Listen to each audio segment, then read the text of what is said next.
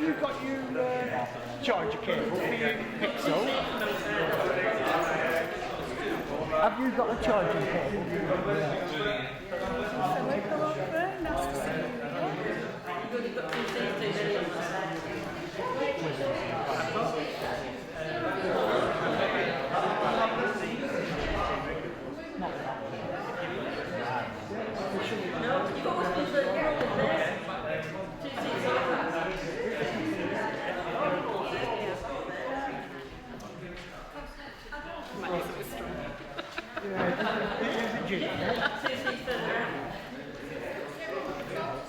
No.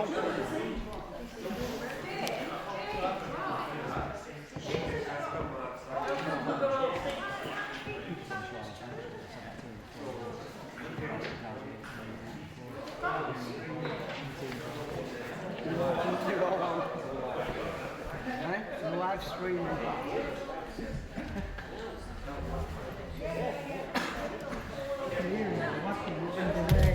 It's really weird. Halfway through it.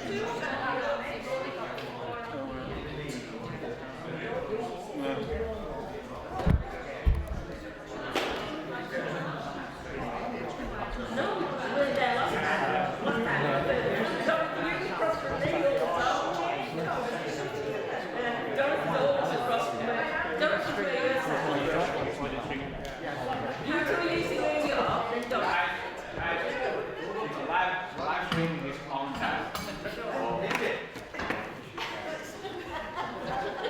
We're worried about seats. They prim and proper. Can we welcome the welcome? It's supposed to record it, doesn't it?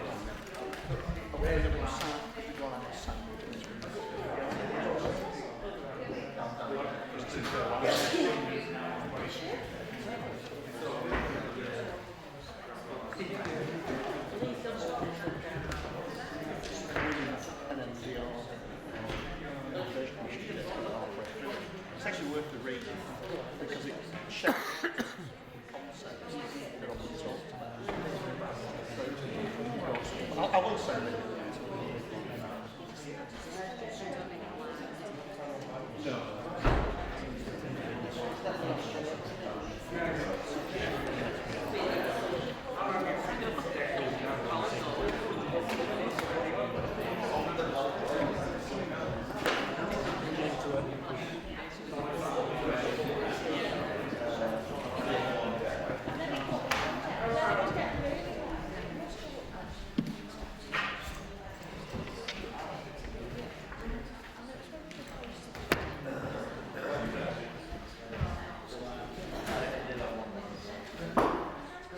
How are you?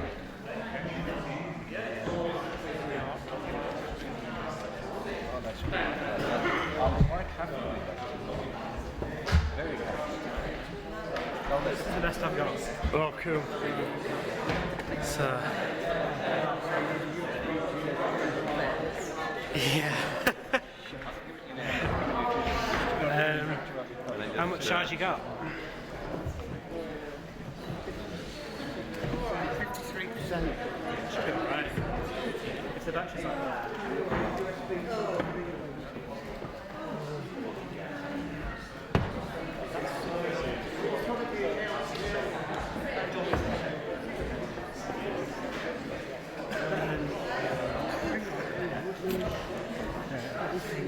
Where's my case? Down there. Something in here.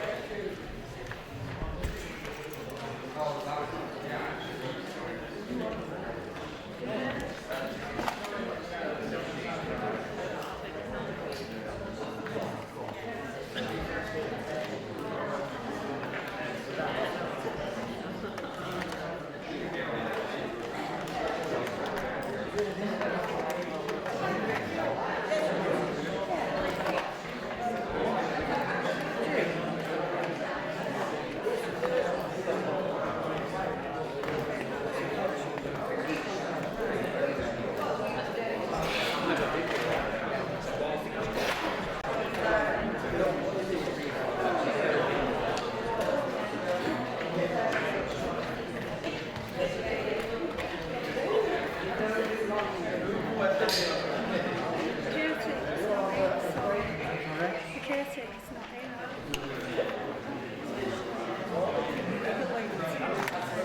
What it is.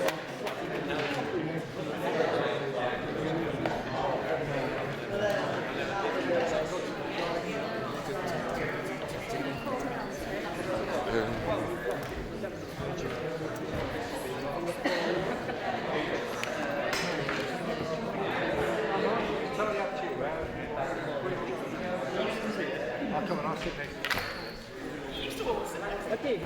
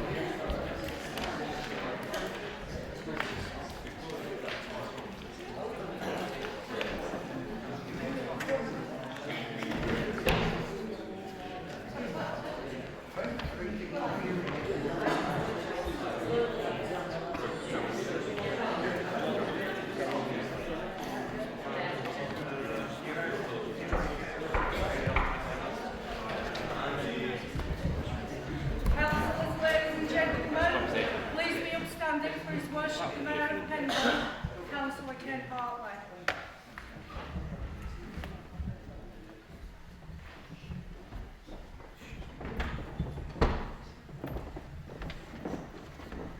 Thank you very much, councillors. Ladies and gentlemen, please be seated.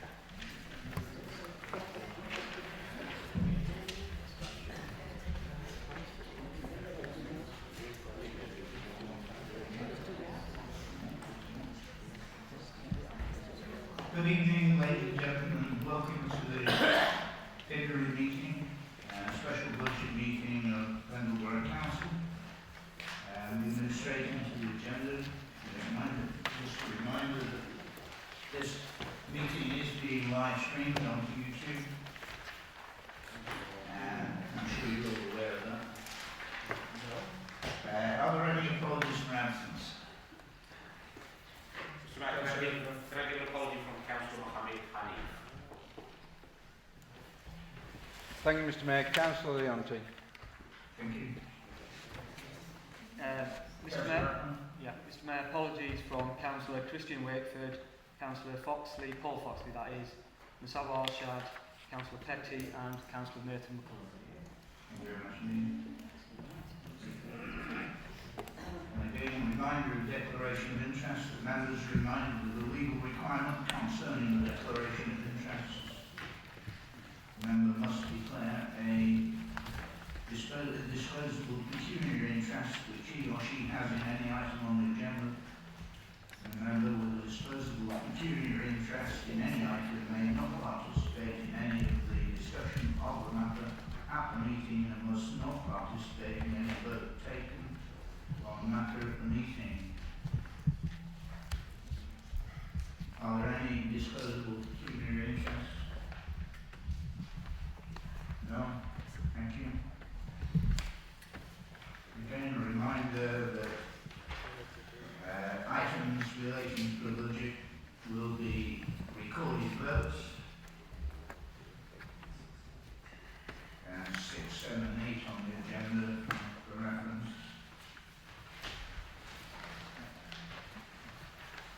And item 4. In accordance with normal practice, the Council is invited to suspend Standing Order 14.3 to allow group leaders to speak on items 6 and 7 for longer than 5 minutes if they deem that is necessary. Can we have a general show of hands that the Council agrees to that suspension? Thank you. Item 5, then the robustness of the budget estimates for 2021 and the adequacy of reserves. Councillor Rickman. Move the recommendations, Mr Mayor. Is there anyone second? Second those, Mr Mayor. Thank you very much. So we have a proposer and a seconder. All those in favour of accepting and noting the report from the Chief Executive on budget estimates, please show in the usual manner. Thank you very much indeed. We move then on to item 6, which is part of the recorded vote system and is customary. Councillor Rickman, would you like to lead on budget issues? Thank you very much, Mr Mayor. This evening it's my responsibility as leader of this council to deliver the budget speech for the next financial year. You will all be thankful that I intend to be brief, not least because I am pleased to say that for the first time in almost a decade, our budget will not include any further frontline spending reductions. It seems to me that Pendle is continually changing from one year to the next, and this year has been no different. Following the results of the last local elections, our shared administration of the council with the Liberal Democrats has once again come together to provide the bold leadership necessary to drive forward some of the council's key policy initiatives despite the financial challenges we've continued to face. As well as the leadership we provide, the council could not operate as effectively as it does without the staff that work here and the partners that we work with as well. I would first of all, Mr Mayor, therefore like to pay tribute to the hard work and dedication of all the council staff and those of our partners like Liberator and the Pendle Leisure Trust, who strive to provide the services that the people of Pendle want and deserve. As you all know, developing the budget is not an easy task, and given the scale of the funding reductions we face from the Conservative government, we've always believed that we should work together to find the best way of dealing with the budget deficit, whilst ensuring that the services we provide to the residents of Pendle remain great value. That's why I'm pleased that as one of our first acts as a shared administration, we reinstated the all-party budget working group as a way of collectively developing the budget. And I'm grateful to both political groups, especially the Conservative group, for engaging in the budget process this year. From the first meeting to the last, we haven't always agreed across the board, or even in our own groups for that matter, but at all times we've debated, discussed and deliberated to find a way forward in the best interests of the residents of all parts of Pendle. I'm once again grateful to both the other political groups in engaging in the process. Mr Mayor, after almost 10 years of cuts, of relentless reductions in funding and of shrinking services, there appears to be some respite next year, with a very slight increase in funding. I will say more about the one-year financial settlement for 2021 later. For now, I want to briefly talk about the prospects for places like Pendle under this new government. I hear much talk about levelling up, and if my understanding of that is right, I agree that there needs to be much levelling up, much more investment in left-behind areas like Pendle. Of course, there's a need to turn the rhetoric into reality, words into action, and sound bites into spending, so that the hard-working residents of Pendle can feel the benefits in their daily lives, for example, with better wages if they're working, better support if they can't, better transport if they're travelling, better environments if they're not, better homes that are affordable to live in, and better help if they're homeless. The forthcoming national budget in a few weeks provides the first opportunity for this government to put its money where its mouth is. For example, as a council, we've talked long and hard about the reinstatement of the Combe to Skipton railway line, and with all the talk about reversing the beaching cuts by restoring local ways, what better example could there be of this government's commitment to Pendle's economic ambitions by providing us the funds to deliver this project? And with the comprehensive spending review planned for autumn 2020, the much-awaited fair funding review and changes to the business rates retention system to be implemented in April 2021, there's another opportunity for the government to level up for the resources for a council like ours, so that we can continue to serve the services that our residents deserve and ask for. In the meantime, be under no illusions, colleagues, that if we continue to see reductions in our core grant funding, combined with the reliance on locally raised funding, my view is that this will have a significant impact on our ability to continue to provide the services that we do now.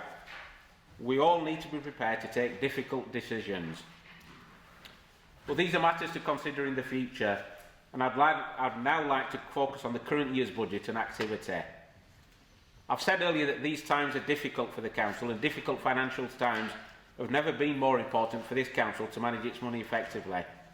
In January, as a joint administration, we reported that savings of £175,000 had been made as part of our revised budget for 2019-20.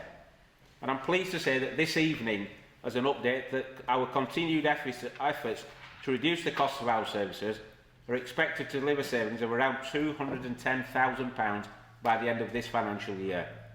Once again, that is a very creditable outcome, and is, in my view, reflective of the sound financial discipline which we've come to expect.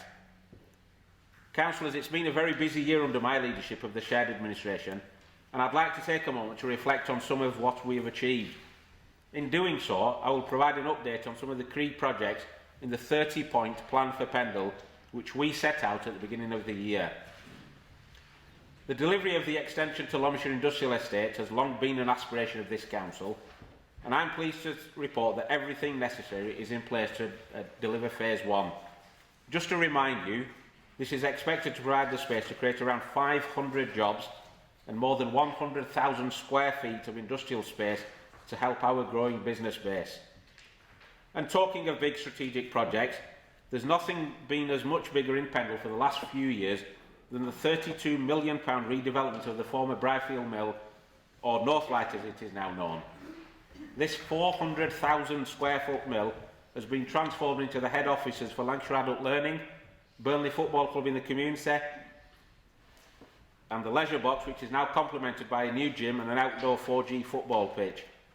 The base for the nationally recognised arts organisation in situ, and more recently 36 modern stylish apartments. These two projects alone are a big driver to increase our economic growth in Pendle, a key objective of this administration in our plan for Pendle.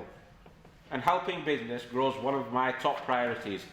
So we have continued to provide funding for the Gearing Up for Growth programme, funding 12 growth grants worth almost £50,000 and supporting 13 businesses with start-up grants worth nearly £10,000.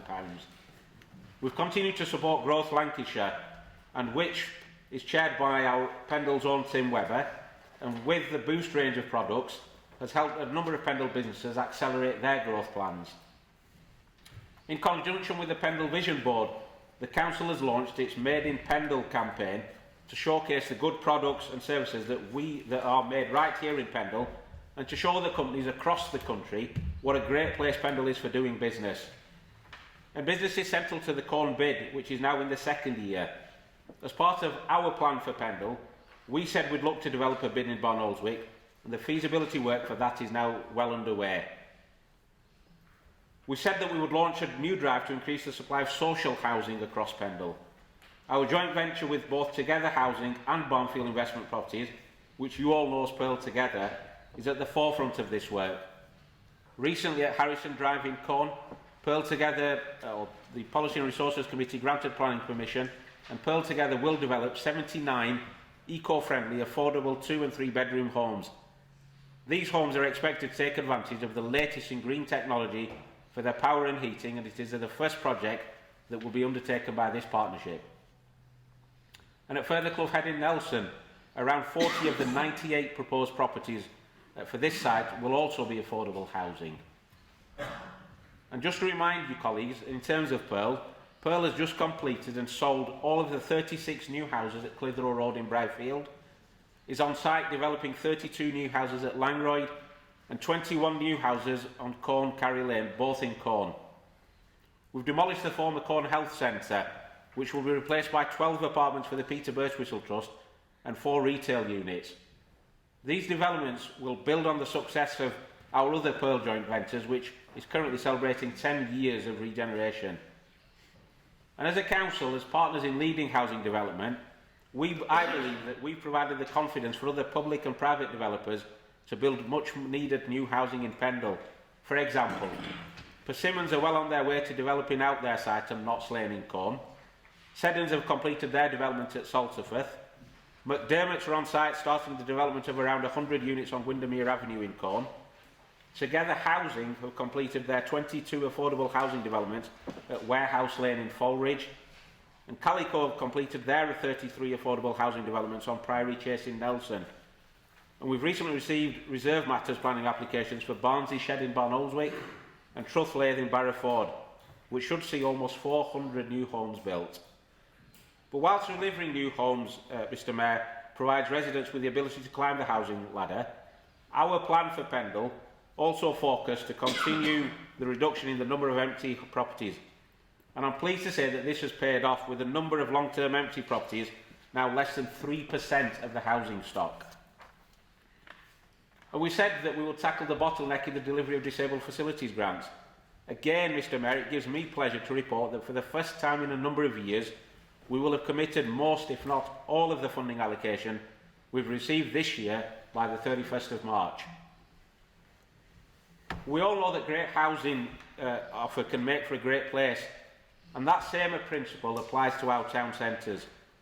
We recognised some time ago, with the development of a 10-year vision for Brighfield and Reedley and the development of a master plan for Nelson, that some of our towns need help to redefine themselves given pressures on the high street from changing shopping habits, changing communities and changing needs. Thankfully, the government has now accepted that towns need investment. Our bid last year to the Future High Street Fund for Nelson Town Centre, which promised investment of up to £25 million, was successful.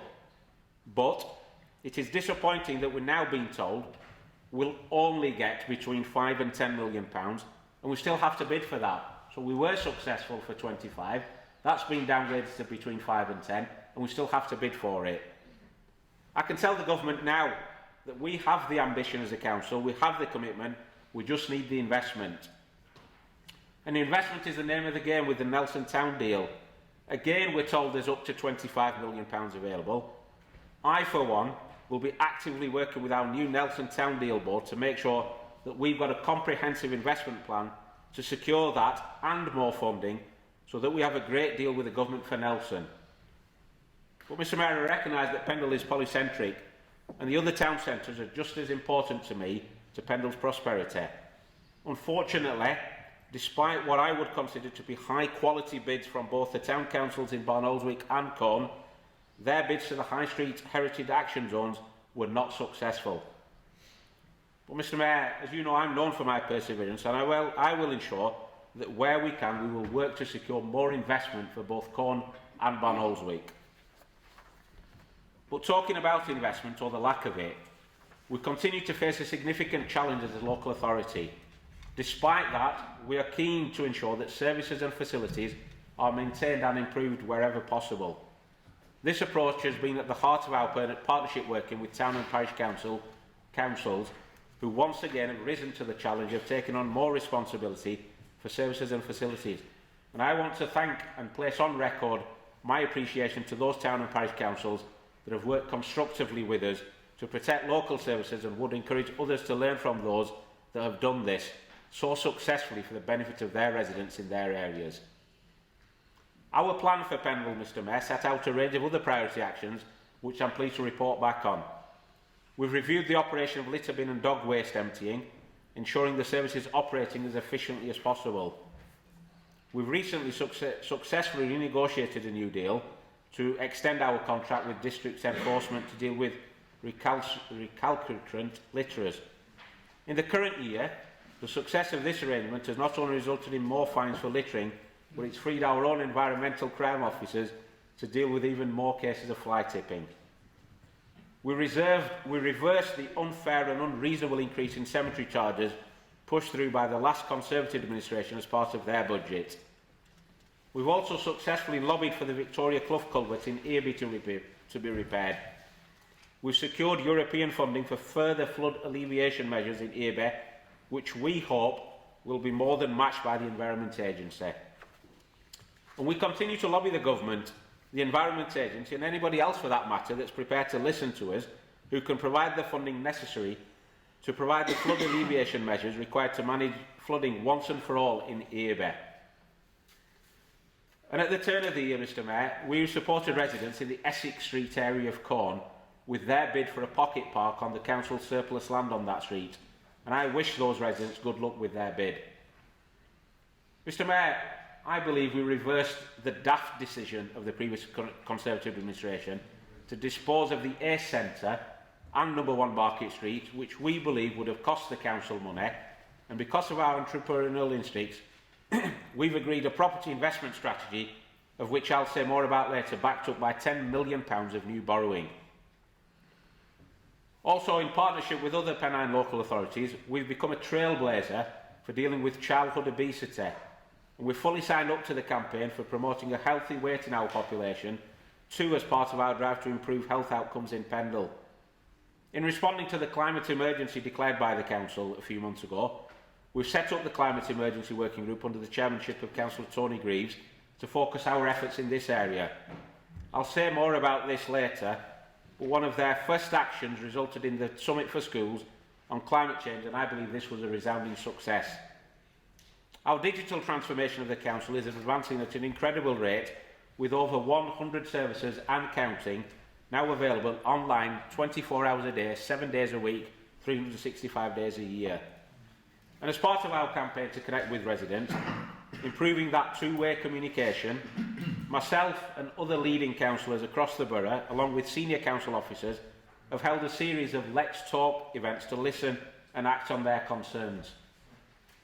I could go on, Mr Mayor, but I'm mindful that I said I would be brief, so let me turn to our financial settlement for the next financial year. The Government confirmed details of their financial support for local government in 2020-21 earlier this month. As I said earlier, whilst this represents a small uplift in funding, it's for 1 year only, so we will have to live with the uncertainty that has plagued our financial planning over recent years for at least another year. This settlement also includes another 1 year offer. Unlike previous years, next year's allocation of new homes bonus will be paid for 1 year only, and the scheme looks likely to end. This is disappointing on a number of counts, but not least because the number of new homes built in Pendle last year was the highest for the last 15 years. So whilst we should have received around £740,000 of new bonus money over the next 4 years, it will only be a disappointing £184,000 in 2020-21.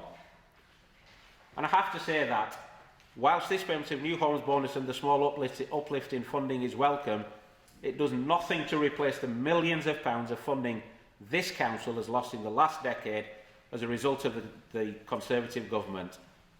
In that context, the comprehensive spending review, the fair funding review and the review of business rates retention later this year all provide this government with the ideal opportunity to address the imbalance in funding and to deliver on the funding promises they made prior to the general election.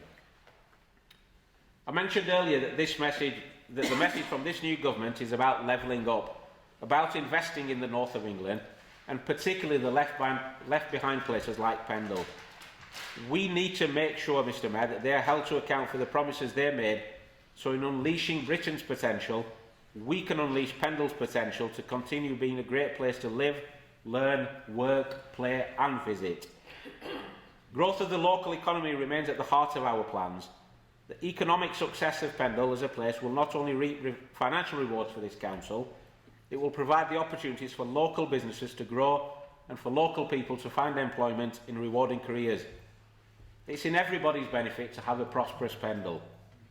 But it is clear to me that Pendle alone cannot deliver economic growth and prosperity in the borough.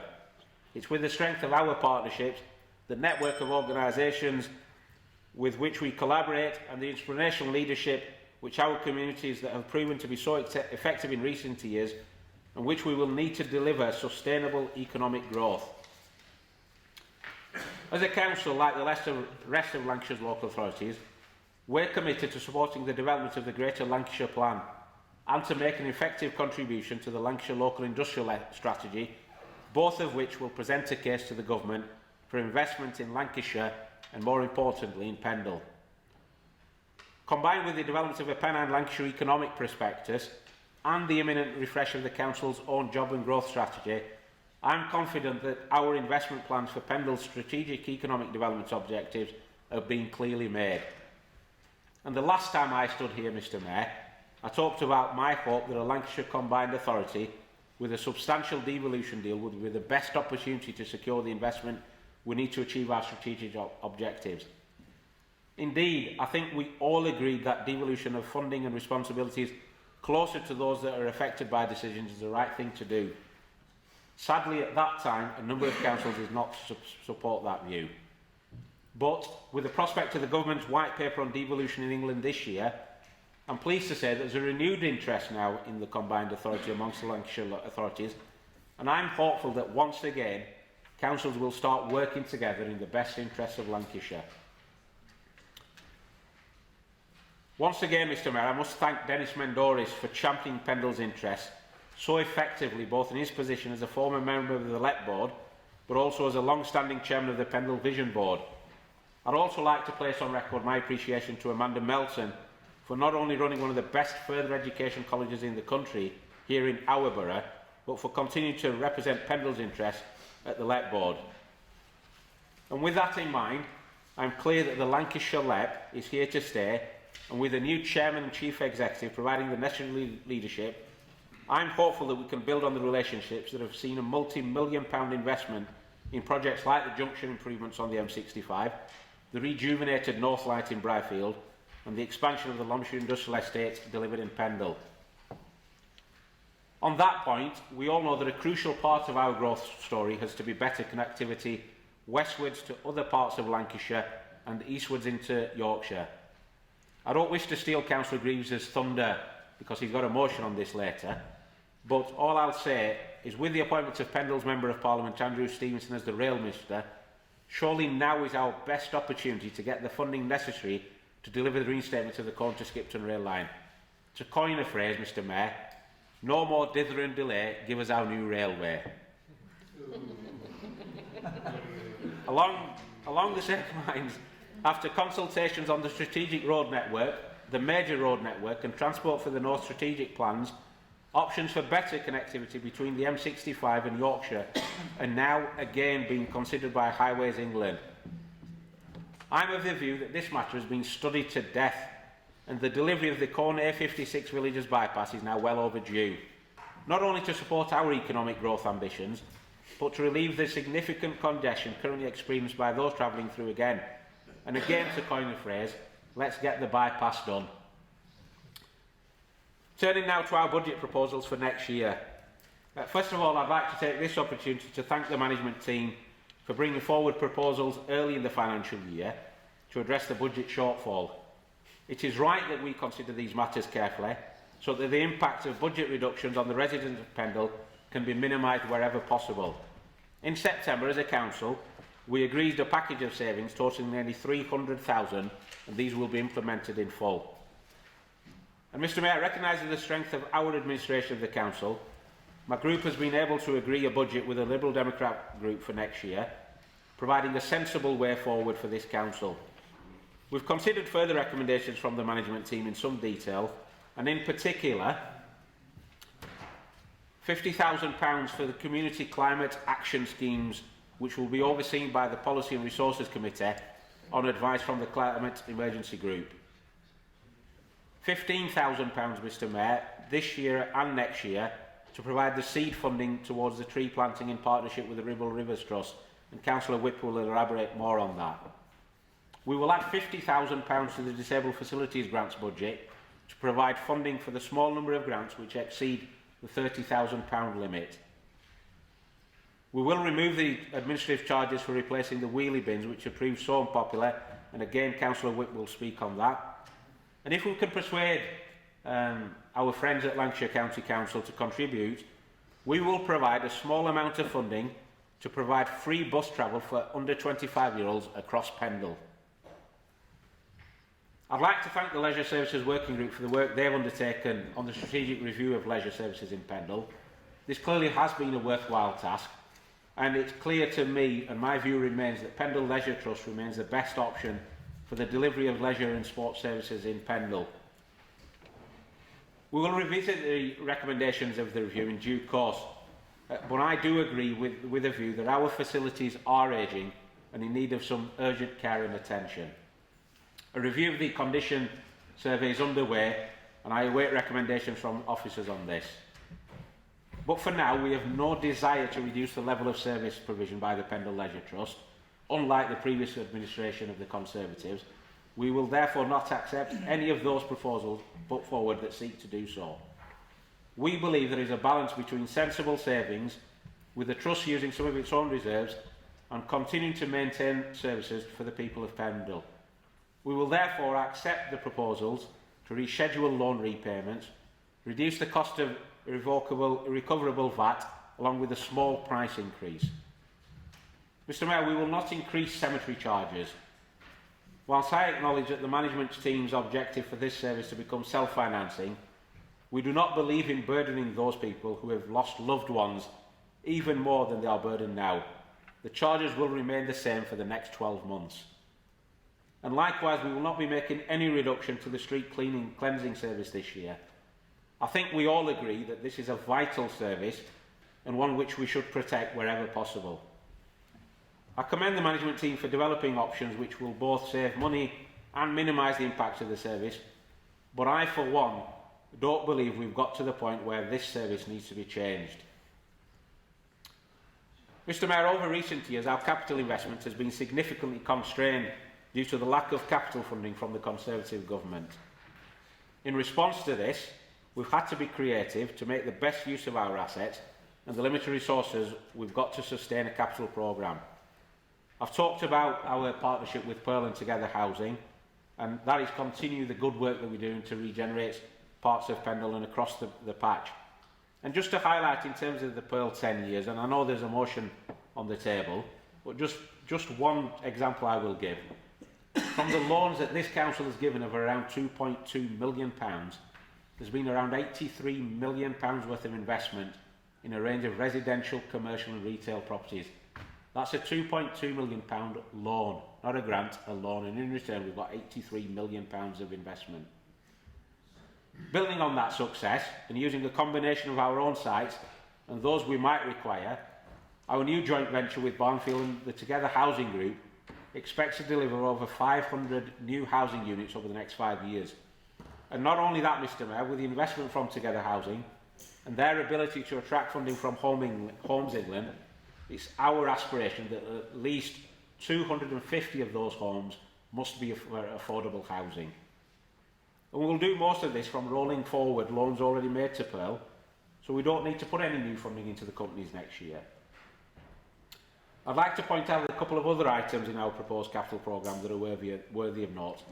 As I said earlier, our administration agreed a property investment strategy worth £10 million to be funded from new borrowing to buy investment assets that will not only repay that borrowing, but will make a contribution to our revenue budget and hopefully stave off the day when we need to make any further damaging cuts to our services. And we've maintained the funding to area committees, even though there's likely to be fewer from May than the 5 we currently have. Before I close, Mr. Mayor, I'd like to mention briefly our proposals for council tax. There's a clear message from this government. Council tax can be increased to pay for local services. Reluctantly, Mr. Mayor, we will follow this government's lead and increase Pendle's share of the council tax by 1.99%. This will mean that for the majority of council taxpayers in Pendle, their council tax for Pendle services will be £180.41 for the year, or £3.30 per week. This represents an increase of £3.52 a year, or 7 pence a week. Mr. Mayor, in conclusion, our budget for next year is balanced, does not include any further funding reductions in frontline services provision, and once again seeks to keep the council tax as low as possible, ensuring there is enough funding to maintain the essential services for the residents of Pendle. So, Mr. Mayor, I'd like to move items 6, 7 and 8, and I'd call upon Councillor Wick to second my motion. I move, Mr. Mayor. Thank you, Councillor Rickman. Councillor Webb. Thank you, Mr. Mayor. In seconding the budget proposal, which is a joint initiative from both the Liberal and Labour groups, I'd like to thank all the officers.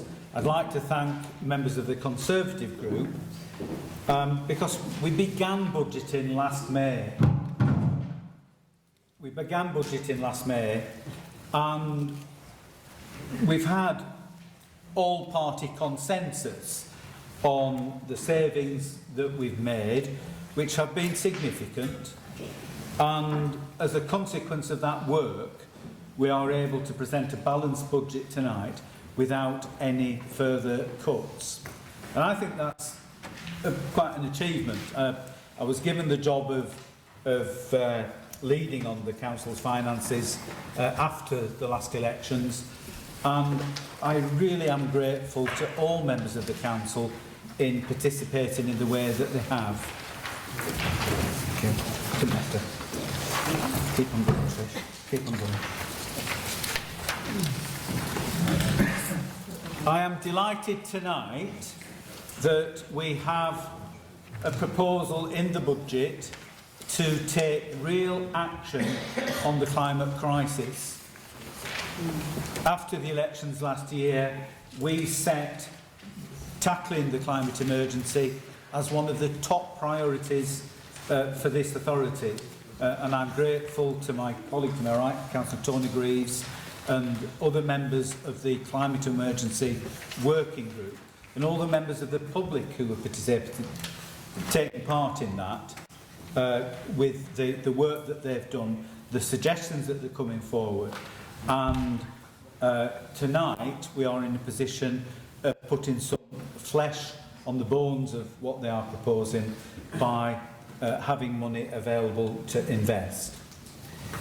That investment includes a £30,000 investment in planting over 500,000 trees, not in Pendle, but across the Ribble catchment.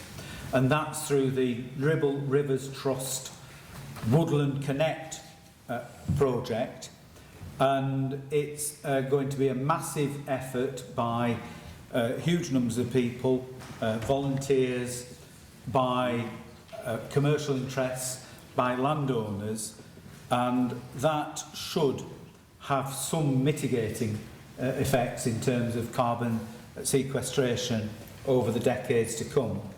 Now, my council colleague, Councillor Tom Whip's got a motion on this later on the agenda, so I don't want to go any further into that. But as far as this budget is concerned, the funding is there to make a real start on that work. The budget also provides for scrapping the wheel bin administrative charges for the replacements, which were introduced last year. And we are able tonight to say that those charges will be scrapped as from next week. So as from the 1st of March, there will be no charges if people need their wheel bins replacing. And of course people need them replacing because they get damaged. The blue bins, broken lids are a particular problem, and they disappear. Last week with strong winds we heard of bins that disappeared down the road, never to be seen again. They disappear because people have them pinched. None of this is the people's fault, and they should not be charged for their replacement. So I'm delighted that we've got agreement to scrap those charges and to get rid of that unfair and unjust imposition on the residents of Pendle. Mr Mayor, Councillor Iqbal has referred to reducing flood risk, and I, with probably 4 decades of experience now in terms of flooding, would never ever talk about preventing flooding, because as we have seen in Ironbridge only yesterday, no matter how big you build the barriers, the water can always beat you and come over the top. So we cannot prevent flooding, but we can reduce the risk of flooding. And I'm delighted that only days before the storm season started this year, that this council completed work on a near £500,000 project for in the Gill Meadows area with a new culvert. And during the recent flooding incidents, myself, Councillor Tomwitt and others have been, Councillor Carroll, have been out in FEB trying to alleviate flooding. We haven't had to worry about Gill Meadows. We've kept an eye on it, but for the first time in 2 decades, we've had a position where it's not been at the forefront of our minds, and we are absolutely delighted. Unfortunately, that's not the position in FEB, where the situation is wholly inadequate. There is funding available. We got European funding. We're pressing the Environment Agency to get on with work, and that work is desperately needed. Anybody that's had any experience of the Environment Agency will probably appreciate that probably the most frustrating organisation that you will ever have to deal with. Councillor Greaves is saying no, it's a Home Office, but I don't have much to do with the Home Office. I have a lot to do with the Environment Agency, and quite frankly it just makes my head hurt. So the sooner we can get work underway in FEB and we reduce the risk of funding, the better. I'd like to spend just a moment or two talking about local government finance, and it's only going to be a moment or two because everybody would switch off. Suffice to say, there is unprecedented uncertainty in local government funding. We've got all-out elections in May. There will be a new council when it gets to the annual meeting of the council in May. That new council faces uncertain challenges. There will no doubt be challenges, but actually, at this point in time, we don't know what financial challenges will be faced because everything is hidden from us. There's a comprehensive spending review, we've got a budget in a fortnight's time, and that new council will find itself in very challenging financial circumstances. This year, I'm proud that we, collectively, all of us in this council chamber, and the officers and the people who work outside, have done our bit in trying to meet that financial challenge. We know that the government money has been reduced. Everybody in Pendle understands that their council tax bills have gone up. And in between the sandwich, we have tried to keep services and facilities going. By using reserves in a sensible way, we have managed to keep things going, and we sincerely hope that things will be there in the future for residents in Pendle to enjoy in the future. But there is a lot of work to be done, and we need to make sure that we keep his nose to the grindstone and we keep on making sensible savings and ensuring that we can keep essential services going. I'd like to express our thanks to parish and town councillors who have increasingly taken on more and more of the burden of the services that Pendle Council has stopped providing, and have made a very good job of providing those services themselves. I know there's a lot of hands-on parish and town councillors, some of whom are sat in this room with other hats on, but there's a lot more out there who work day in, day out, week in, week out, to make sure that their communities have decent services and are able to have the facilities that they want in there. Can I just refer, I can't show you this because unfortunately we couldn't print it out. I'll hold it up, but you can't really see it. But there are several charts there, several graphs, and this is information provided by Mr. Langton. And you may just be able to make out the bottom one there, where it shows the proportion of funding that has come from different sources over the years. And in the first column, going back 10 years, well, perhaps not quite 10 years, I can't make out the numbers, 66% of the funding for this authority came from government sources, and 34% came from the council tax, essentially. I may be oversimplifying there. This current year, this current financial year, 45% is coming from government sources and 55% from local sources. And I think that illustrates what's been going on over the last decade, is that the amount of government funding is going down year on year, and that's meant, in order to keep services going, the amount of funding found locally is going up year on year. So when people say, well, we're paying more council tax but we're getting less services, that graph demonstrates how that's happening. Less government money. If you want to keep the same level of services, the funding's got to come from somewhere. There's one final chart that I want to show you, which we did manage to print out. And this pie chart here is, well, you could say it's a pound coin. And for every pound that you pay in council tax, 68p goes to Lancashire County Council. 13p goes to Pendle Council. 10p goes to police. 4p to the fire service. And for the purpose of this chart, it's an average, but an average of 5p goes to your parish or town council. So you can see there, the county council takes over 2/3 of the council tax.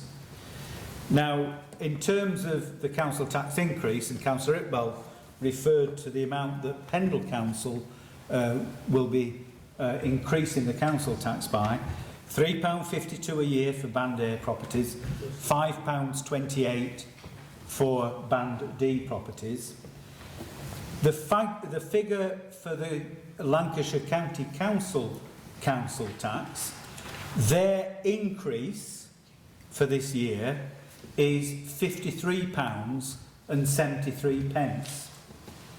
So the County Council is taking 10 times as much of an increase than Pendle Council is. And overall, well, the figures are staggering, but this year, the amount that the County Council will be taking for a Band D property is just over £1,400. £1,400. I think that illustrates the proportion of council tax taken by the different authorities, it's Pendle Council that collects the money, and it's Pendle Council's name on top of the bill.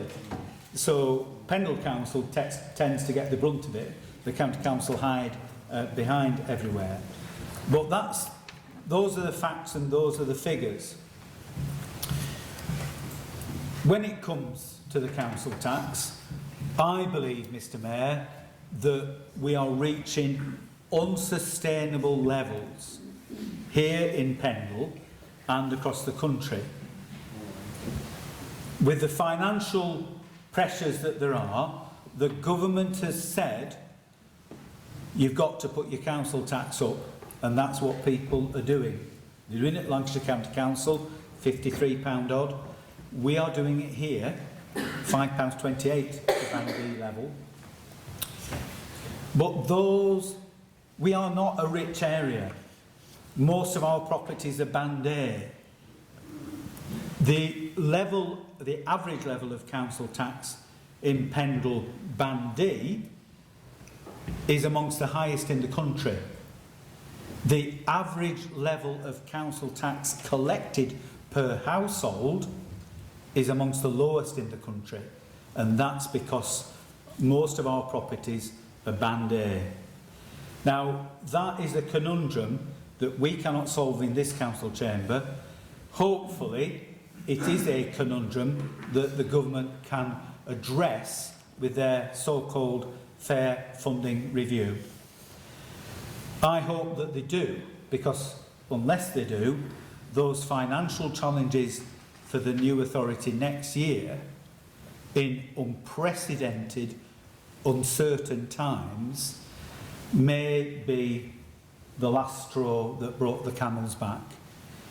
I hope, Mr Mayor, the efforts that we've made this year will help to make that position tolerable, and that the new councillors sat in this chamber in a few months' time will have ability to provide services, provide facilities, make as good a job of it as I believe Pendle Council has done since it was started in 1974, and certainly has been the case while I've been a member for nearly the last 40 years now. I don't like the fact that council tax is getting to the levels that it is. I have seconded this motion. I hope there will be a consensus around this chamber tonight. I hope there will be unanimity and that everybody will put their hands up to vote for this, because all of us in every group have worked to get to this position. Let's carry on in that unanimity. I second, Mr Mayor. Thank you, Councillor. Councillor Ratman. Thank you, Mr Mayor.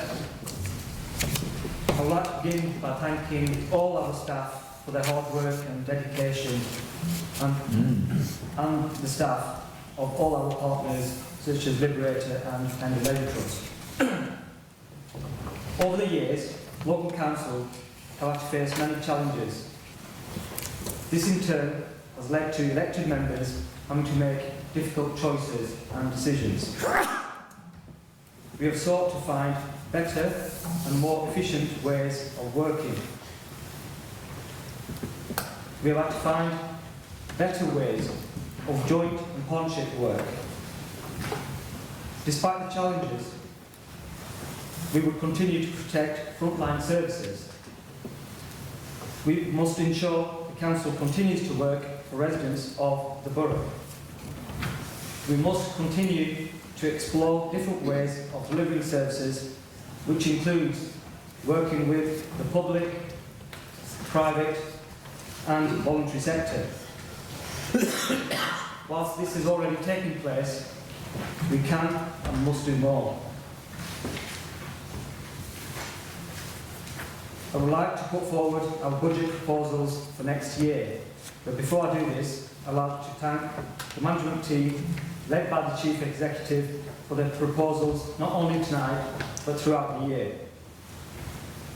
Having looked at the management team's proposals, we propose the following. We agreed to the retendering of the insurance and fuel supplies. although we do highlight the savings of approximately 6% and 3% respectively are on the low side and a little disappointing. We agree with the reduction in the allocation to the Environmental Action Group. Given that there are now no beneficiaries, we highlight that the remaining team of 1 manager and 1 admin staff have no one to manage or administer, and all the projects the EAG used to do have been absorbed by the grounds maintenance team. There are some areas of spending that we will protect and even enhance. We likewise reject the increases in cemetery charges, as we believe the costs are already high. We also reject the proposal to reduce funding for manual and mechanical sweeping. This is because we believe in making Pendle a cleaner and greener borough for all our residents to live in. In order to achieve this, we have identified several initiatives to enhance life and the environment in the borough, which we are recommending should be added to the budget. Again, likewise, the replacement wheelie bins should be totally free with no £25 admin charge.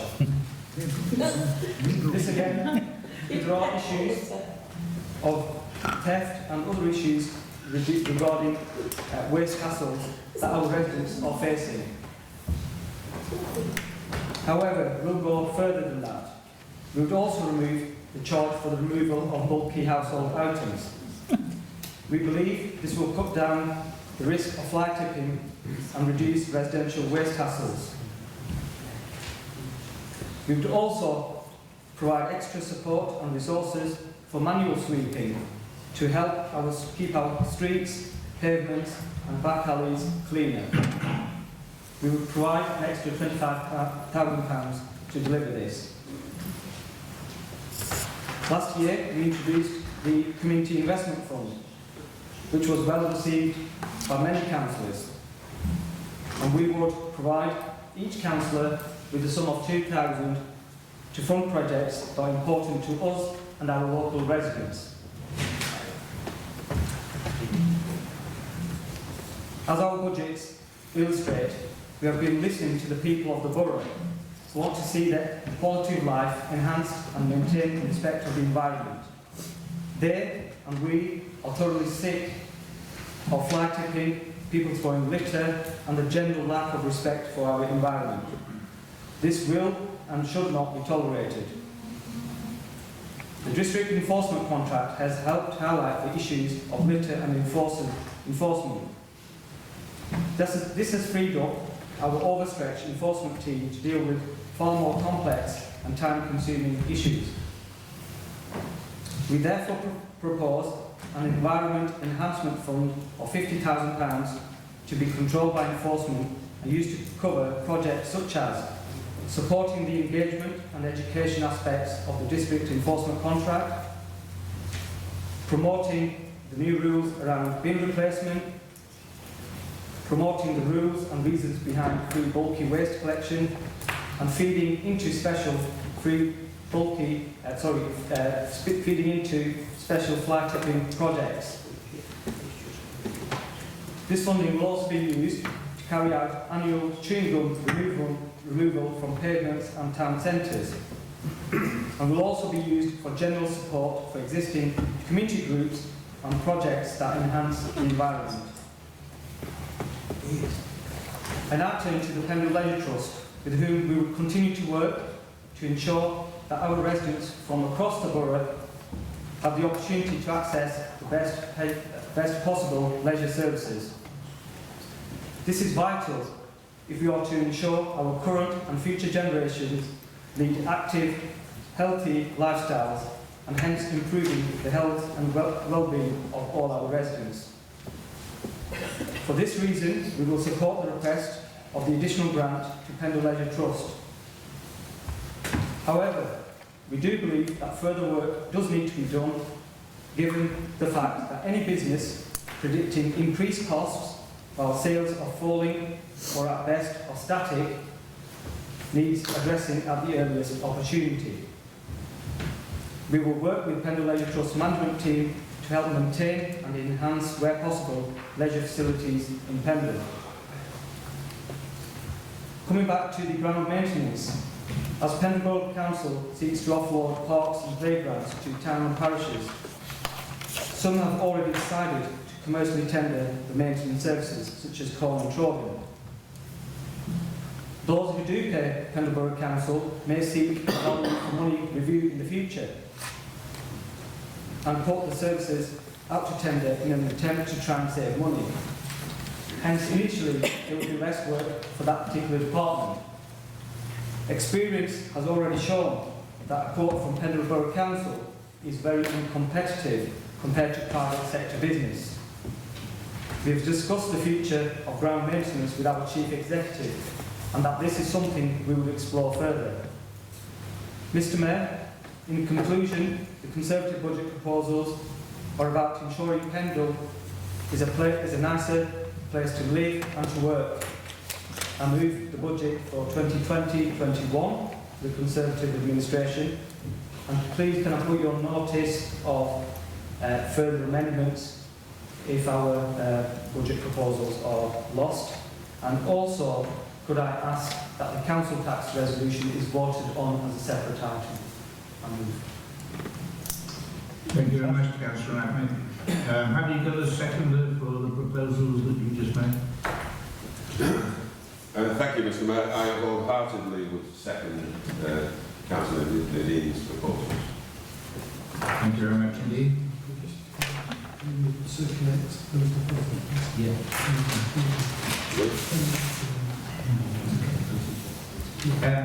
Can you circulate those proposals so that other groups can have a look at those numbers?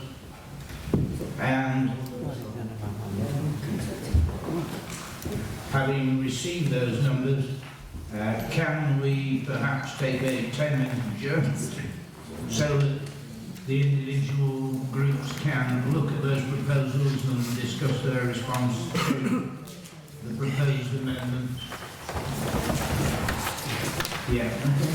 In which case, can you make sure that you've got a copy of that proposal from the Conservative group, and we'll reconvene the meeting at 8:10.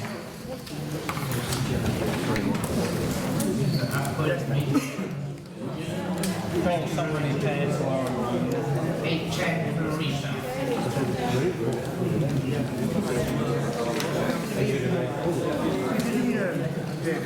Yeah. Yes. Yes. Yeah. It's last year. Yeah. When they had the majority. Yeah. Yeah. They're forcing everything through. Yeah. Come on.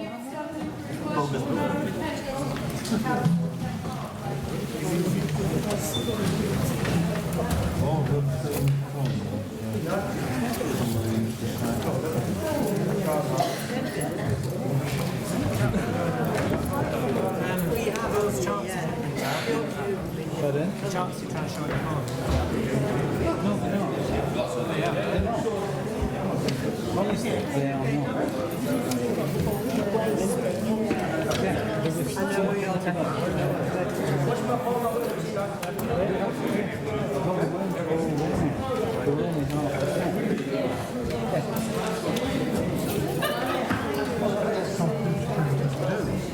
Guys,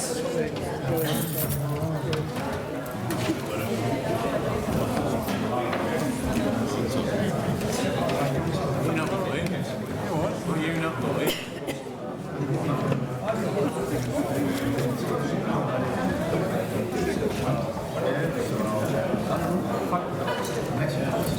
It's all right.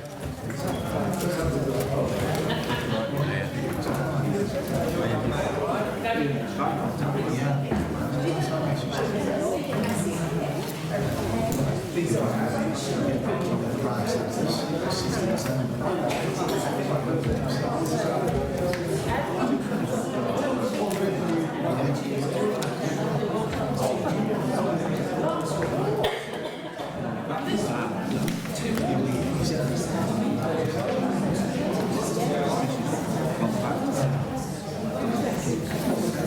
a read again. That's what I said yesterday.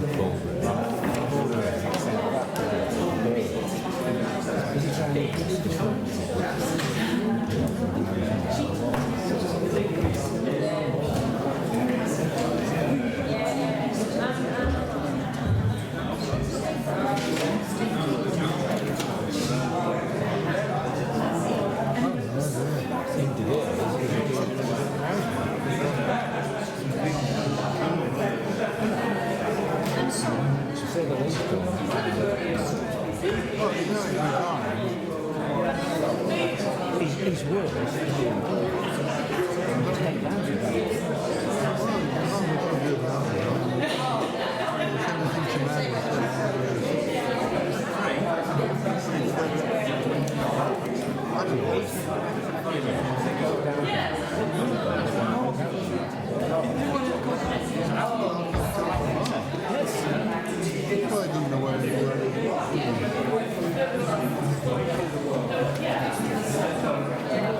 Henry, you take a moment and read them because I've still got them on my computer anyway.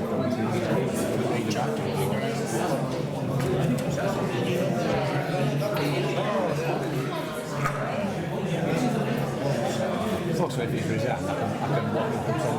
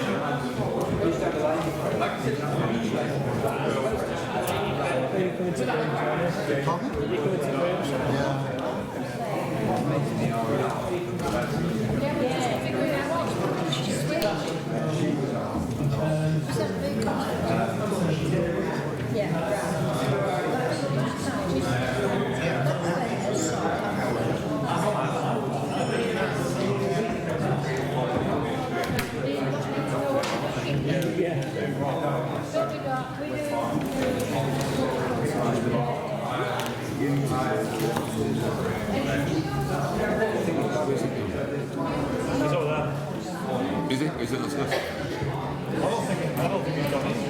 Well, listen.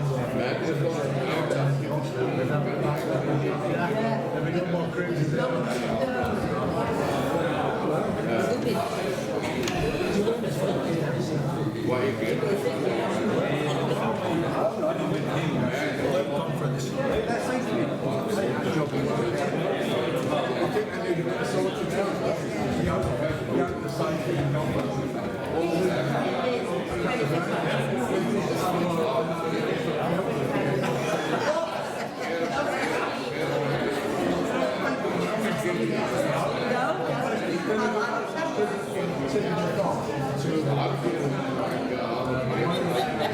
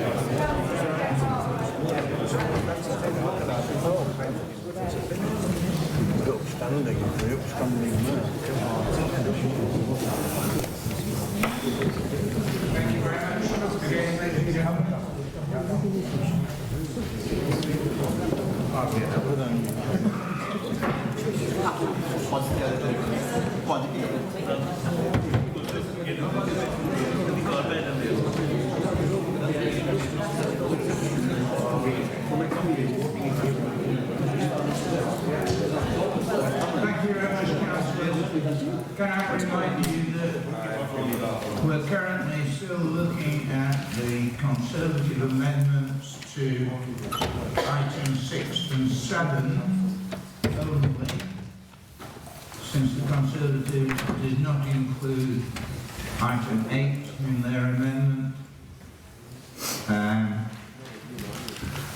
Councillor McDonald? Mr. Mayor, thank you for allowing me to speak. And I thank you for the adjournment attendance for people to study the Conservative Group amendment. Having studied it, Mr. Mayor, my group, I understand that the Democrat will not support the Conservative budget. What we are prepared to accept is a friendly amendment, remove charges for removal of bulky household items. So I will accept that as a friendly amendment into our budget. But in terms of all the other things, if Council wants to prolong the meeting, you can do so. But The only concession I'm prepared to make on behalf of the Joint Administration is the removal of charges for multi-residential items. We also have all the other things that we can waste more time to then I think even more of the Do you accept that friendly?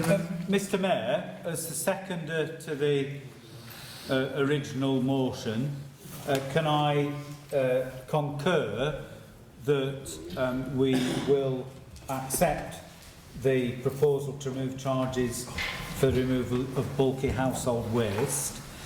Can I just point out, Mr Mayor, who introduced the charges?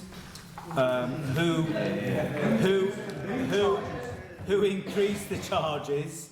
And I welcome this U-turn by the Conservative group. But why did they put the charges there in the first place? Like the bins as well.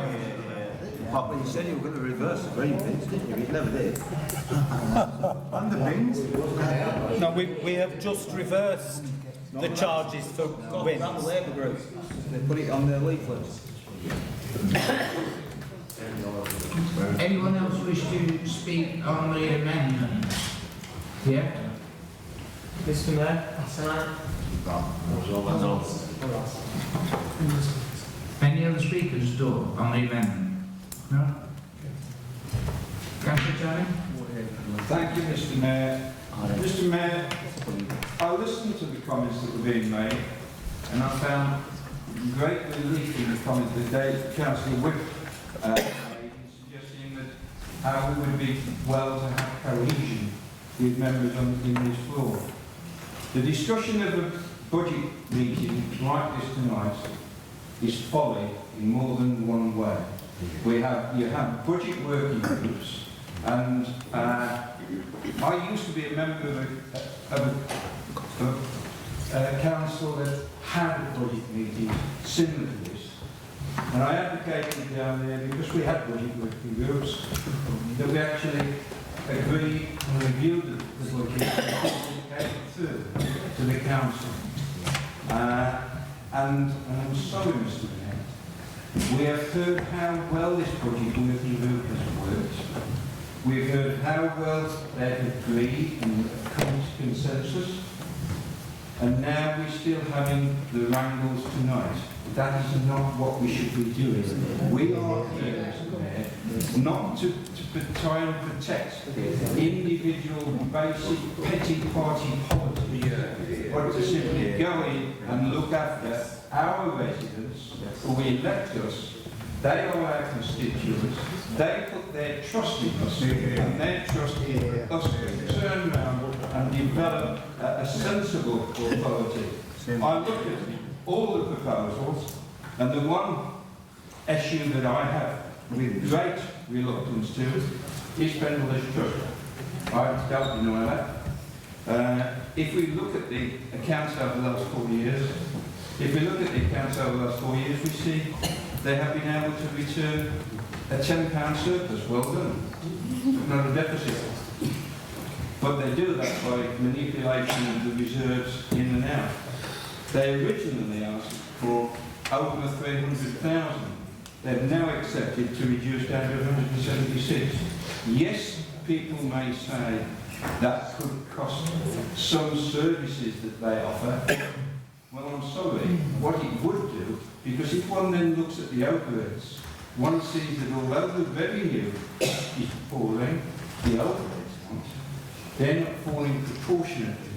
And as a consequence of that, Mr Mayor, perhaps a root and file review of PLT to make sure that they are giving us effective and complete value for money would be better suited to give them another £176,000 that was brought through before they were reduced, and they're not listening to what we were asking them for. In addition to that, Mr Mayor, I would also like to suggest that probably next council meeting there will be a motion on the possible structure of area committees. Well, in 2018-19, 1920, there was a motion brought forward by this the party on this side, to reduce the numbers of area committees down to 3. That will save us £15,000. So I presume we will be looking at that effectively, because that won't be in the budget, it will certainly reflect in the outturn as the year goes on. Mr. Mayor, I looked at this and I would have been much happier if everyone in this chamber tonight could actually be uniform and could actually look and show as individuals, not petty politics, into the council, into a budget that is for the benefit of your citizens, Mr. Mayor, and our constituents. Thank you, Mr. Mayor. Thank you indeed. Councillor Green?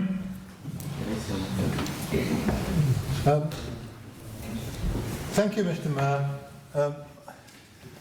All I can say is I've been trying for as long as I can remember to get a more sensible system for producing Pendle's budgets.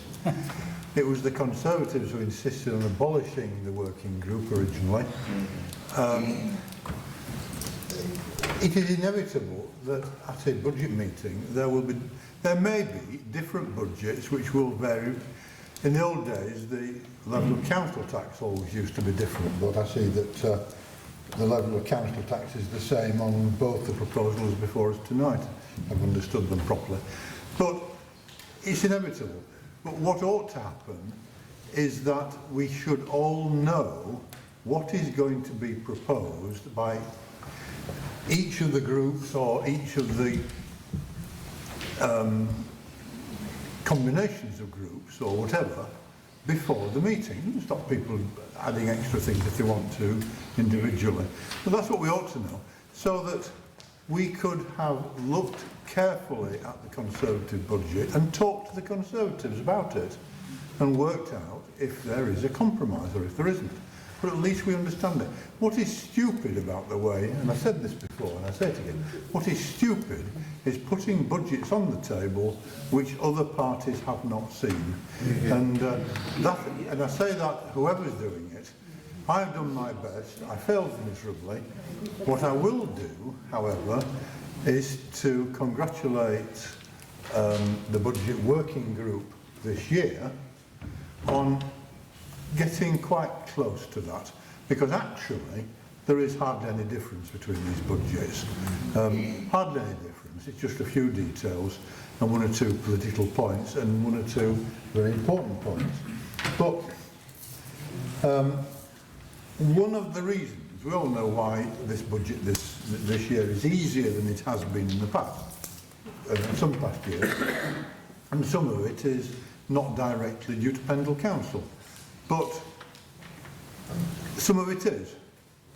And the substantial savings in this budget, compared with last year, have already been made before we come here today.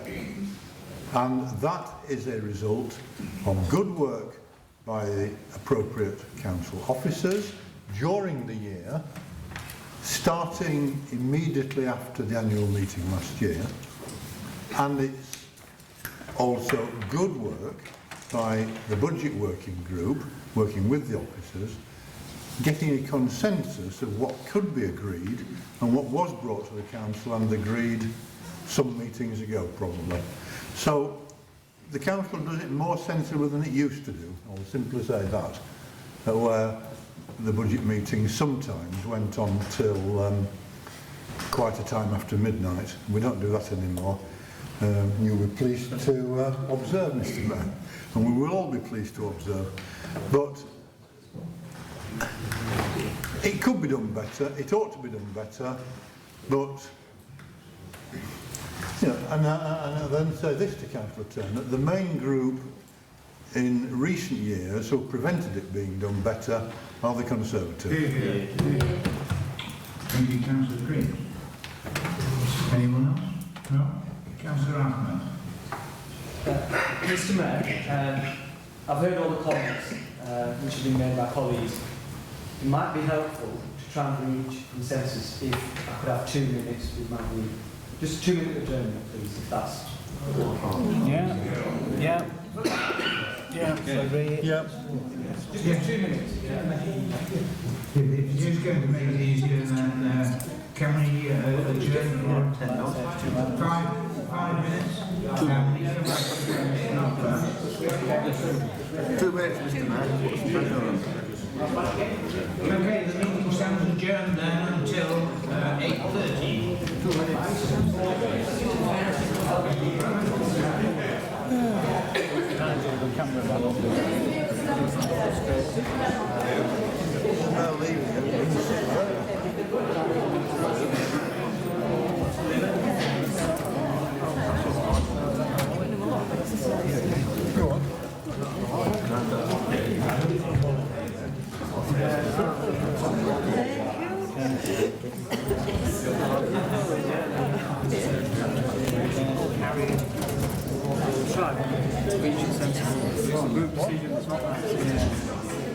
I think they need to discuss whether they will support our budget.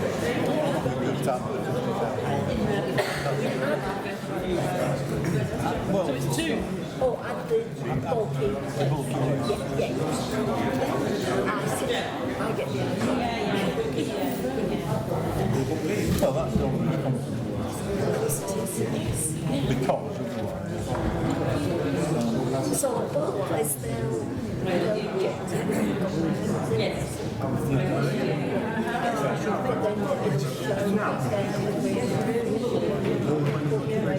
Well, they're voting against our budget, and they're voting against it.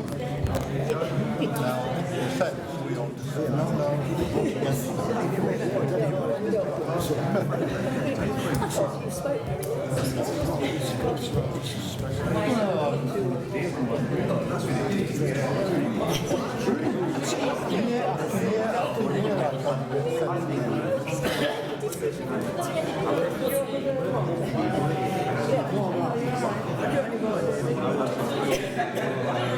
I've tried to get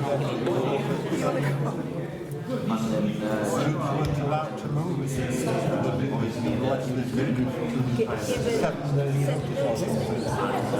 amendments won't allow don't tell us. You see me too? I'm looking at you too. What's happening? You're not looking at me. It's crown.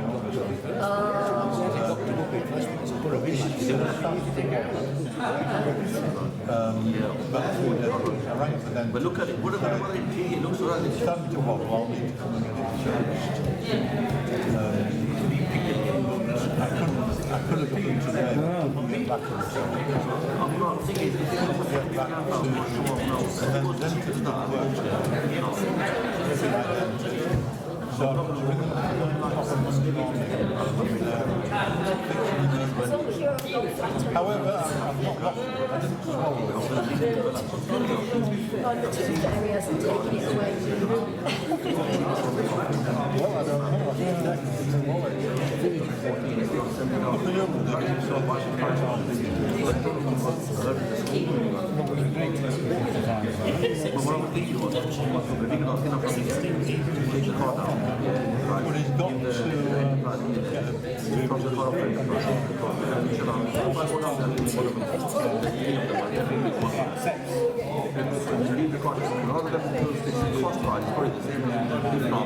but he's got to get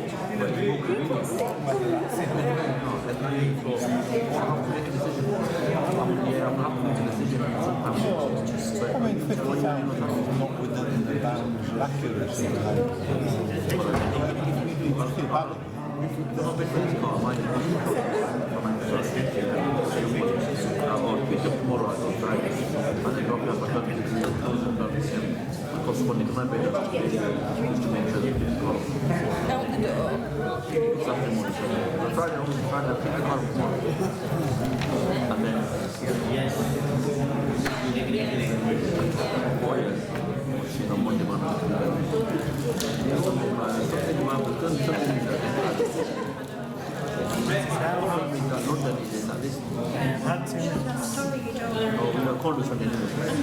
This one is banking centre. It's not one of my it's not far out. rather than bringing more cars, like, good luck on the road, rather than jumping more cars.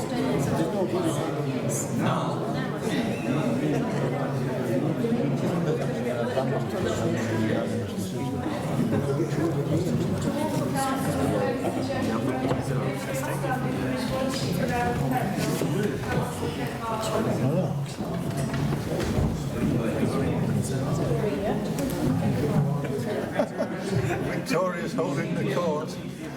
Well done. You can vote with your conscience.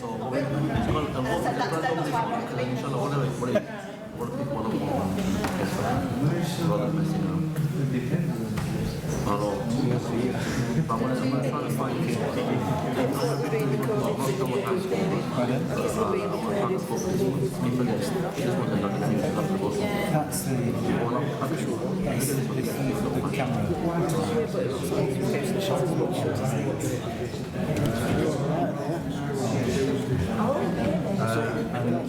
She didn't go on Wednesday because she was ill. I picked her up from school today and brought her back home. Sorry, Mr. Mayor. My apologies. Where have you been?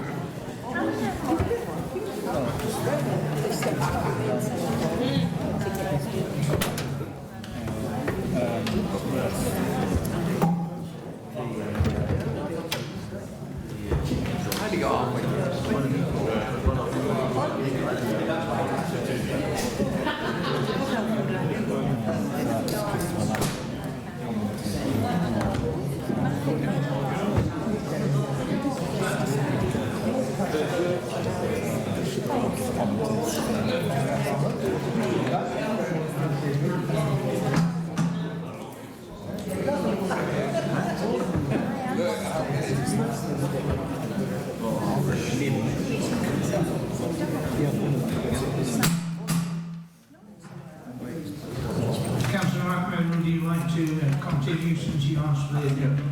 Thank you, Mr. Mayor. We've had further discussions within the group, although other ideas in our growth budget which are not being accepted, we will support the amendment to include the removal of bulky household waste. If that's included, we will vote for the remaining items for the interest of our residents. Thank you very much. Do I take that as your closing statement on items 7 and 8? Sorry, 6 and 7. Councillor Ackman? Sorry, Mr. Clarification. I'll accept taking items 6, 7 and 8 together. Okay. Right. Yeah. Move to the vote. Mr. Mayor, in terms of wrapping up the debate, I'm grateful to you for allowing the agenda to clearly consensus prevail. Both the administration's budget has accepted as a friendly amendment what Councillor Arnett moved. A number of them could have been from anywhere in the world, and it happened that a local company, Combe-based, Nelson-based, actually was successful in that tender. I don't think that's anything to be ashamed of. I think it's something to celebrate, because what that means is that 3/4 of the investment, 3/4 of the spending of that joint venture circulates within our local economy, because 3/4 of the workers, 3/4 of the contractors are people who live down the street from you and you and you. They are Pendle people, Pendle businesses who are getting the funds from those contracts. And it is time that we celebrated the work that's been done. At the last Policy and Resources Committee, there was a Labour county councillor came along and he said, oh, we ought to have a public inquiry into Pearl and the way that it operates. Well, I say, Mr. Mayor, bring it on. Let's have a public inquiry and let's show the world what a success that joint venture has been. It's time that we were loud and proud, not hiding his light under a bushel. So, Mr Mayor, I fully support this resolution, and I hope everybody else does too. Councillor Mason. Thank you, Mr Mayor. Yeah, it's already been alluded to that I work at Barnfield, but I don't have a pecuniary interest, so I may speak on the matter. We're talking here about Tim Webber is a person who started out with nothing from Bradfield. Sorry, Barnoldswick, I should say. He lived in Barnoldswick. He started out with nothing, digging foundations in 1976. He has not moved out of Pendle. The Webber family has not moved out of Pendle. Barnfield is based on an industrial estate. He is passionate about building Pendle for the people of Pendle. Without the Barnfield connection, Pearl would not be here. We wouldn't have all these developments that have already been constructed and refurbished. Shackleton and all these prime examples are in the centre of the column. I know that we were bidding against companies potentially from across Europe because it was a European thing, and Barnfield put in a bid and it was successful. In fact, it was Barnfield Investment Properties who did it, but not Barnfield Construction. And I just think that the public, like Council Law said, they're not fully understanding of the whole process. And every single time we price a construction project, the costs are cross-checked by an independent quantity surveyor, chartered. So we can't just, people think, oh, it's Barnfield, further Clough Fair. Let's just get on there and develop it, give it to Barnfield. Barnfield have to price it, but then the prices are cross-checked to make sure that they're competitive and the council getting value for money. And the people of Pendle need to realise that it's not a rip-off. It's not a rip-off at all. And I've worked there for the past 16 years. So there are numerous subcontractors, hundreds of people in Pendle, perhaps thousands, who benefit as a result of this. Keeps them going local, keeps people employed, and I fully support it. And people who question me, they can write to me. I will bloody speak from the gods to defend the whole setup, because it's good for Pendle, it's good for people, and it's good for the council. Thank you very much. Mr Mayor, thank you very much. In terms of Pearl, obviously I've been involved with the council in terms of Pearl for a number of years. I mean, there is this perception out there that, Pearl is a vehicle that the council and Barnfield and Together Housing now actually are milking the money. But the one thing that I agree with Councillor Clegg that this council doesn't do is honestly shout about how good it is, but maybe we are not informing the public of how good it is. And I'm grateful to Council for the last policy and resources meeting, when we were asked the question at public question time, came out with the facts and figures which are available for anybody to see outside Colne, the former Colne Health Centre, in terms of what Pearl delivers. Pearl has indeed taken some very difficult projects in this borough which no private developer would have touched. As I alluded to earlier in my budget speech, the amount of loans that this council gives Pearl, we get far in excess investment back into this borough. But there are people who are out there no doubt watching this, Mr Mayor. No matter what we say tonight, we'll still have this perception that maybe Pearl is not a good vehicle for delivering this borough. The records show that they are in terms of the things that we've done, and hopefully that will well continue. Thank you, Councillor. Councillor Wood. Thank you, Mr Mayor. I do think that the people of Pendle should be really proud of these ventures, and particularly with Barnfields. I think we've a lot to thank Tim Webber for, and many years ago, and I wouldn't mention this to him, Councillor Nixon, but I had a friend that had a building company and Tim was his hod carrier. So obviously you start from somewhere, don't you? And I just feel, listening to people, that we really should be proud. We have 3 Colne-based businessmen who have done wonders for our borough. Excelsior, Lee Jordan tells the story of when him and his business partner could only afford to share a sandwich. It's not like that now. Richard Bannister, who sold end-of-roll material in a little business that he bought from his father. He wasn't handed anything on a plate, you know, so we should be very, very proud. Not just us, but everybody. But I think somebody said they don't really understand Pearl, and they don't, and particularly on social media, they really don't. It's just a get at Barnfield campaign. Shouldn't be happening. Thank you. Well, I didn't. Councillor Hartman. Thank you, Mr. Mayor. I think Pearl, as has been mentioned, is a huge success, and we should all be really proud of what we've achieved through Pearl. In terms of the return that we see, the investment that we put in, and the return that we get is massive. And in some of the projects which we've managed to do, there's no way we, on our own, could deliver them projects. However, in terms of the motion itself, I think that the purpose or intention of the motion is twofold. I think one is to send a clear message to the public, just to provide information, say, look, Pearl isn't what has been alleged. It is something positive for our area, and it is a huge success. And secondly, I think it's to show that the whole council chamber, the whole council does support Pearl and what it's actually doing, and hopefully will continue to do in the future. But in terms of the motion, there's one sentence which I don't quite like, because I think the purpose and the intention of the motion is to illustrate what can be achieved and what has been achieved through Pearl. And there's a sentence which mentions about the cuts.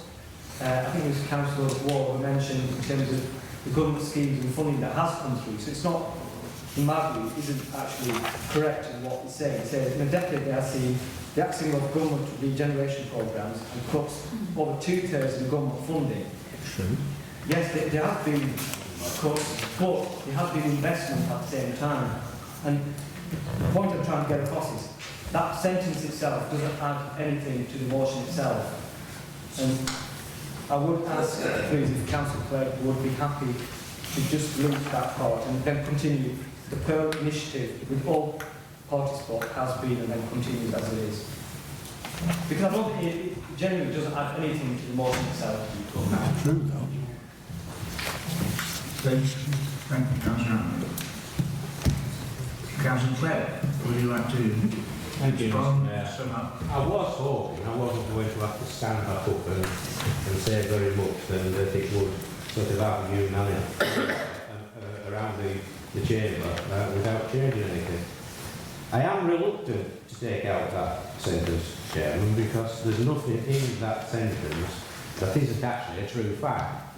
And because what it says in that particular sentence is true, I would leave it in, so I have not going to remove it.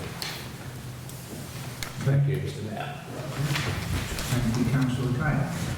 In that case, we will go to a vote on the motion as submitted on the pink sheets. Those in favour of accepting the motion, please raise their hands and show. Those against? Abstentions? One abstention. Thank you very much indeed. So the motion is carried. Can we then go on to motion C?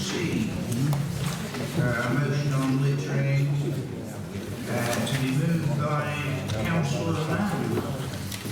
Thank you, Mr. Mayor. Littering is a major problem in certain areas of Pendle, and it can have a real impact on our economy. As people decide if they want to live in a certain area, they want to set up a business, or indeed if they want to come and visit and spend money in our local shops. Where I live in Waterside, the litter that is dropped at the top of town ultimately blows down into the river. And of course, then into our seas, and with the consequences that many of us have seen in the Blue Planet programmes. I believe that we need every member of our community to realise the impact that littering has, not only locally, but nationally and internationally. We need to change mindsets.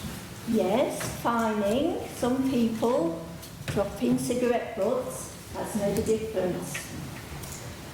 But I think we need to change attitudes, not through fear of being caught, but rather because of having a pride in where we live. I think there should be every help given to create clean communities, with initiatives like Stub It Out campaigns. I believe we had one of those in Cone, which was really successful, but of course funding for that was cut. We could perhaps have those cigarette butt pouches given to cafes and pubs. We need to get our fast food outlets on board and involved in any campaign that we undertake. Do you know that throughout Pendle, I don't think, to my knowledge, that there is a recycling street litter bin? I might be wrong, but I've been all the way through Cone and I cannot see one, which is amazing. When you go onto the continent, there's recycling street bins everywhere. So that is one of the initiatives that I think we should be supporting. Yes, it will be expensive to provide these extra bins. However, we've been fining people, and I know it's been causing a lot of controversy. And perhaps that money could be used for these sorts of campaigns and initiatives. So I hope that you would support the motion. I want to, before I sit down, really thank all the people in Pendle that do collect litter for us.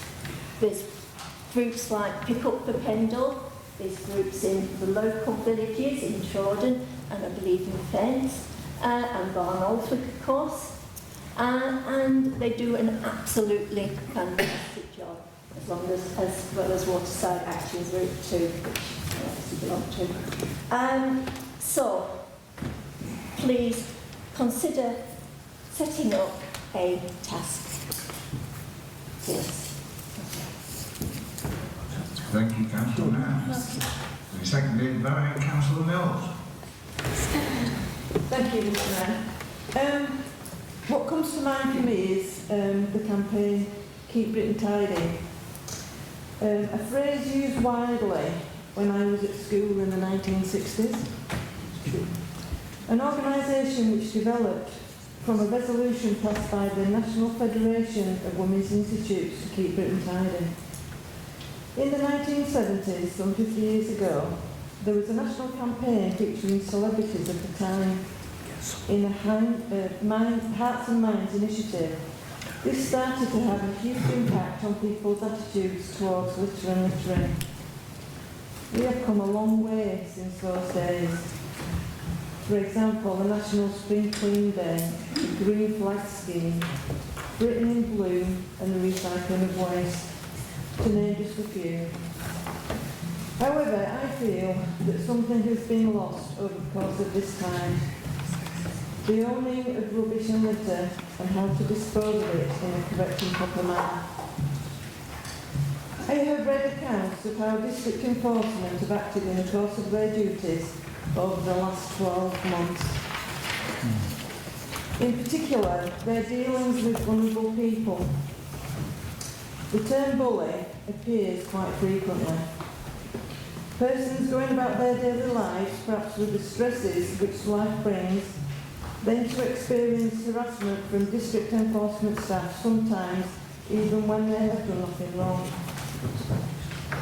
It has been documented that there are cases where fixed penalty notices have been discontinued, where an unjustifiable approach has been taken, or where an offender proves to be a vulnerable person.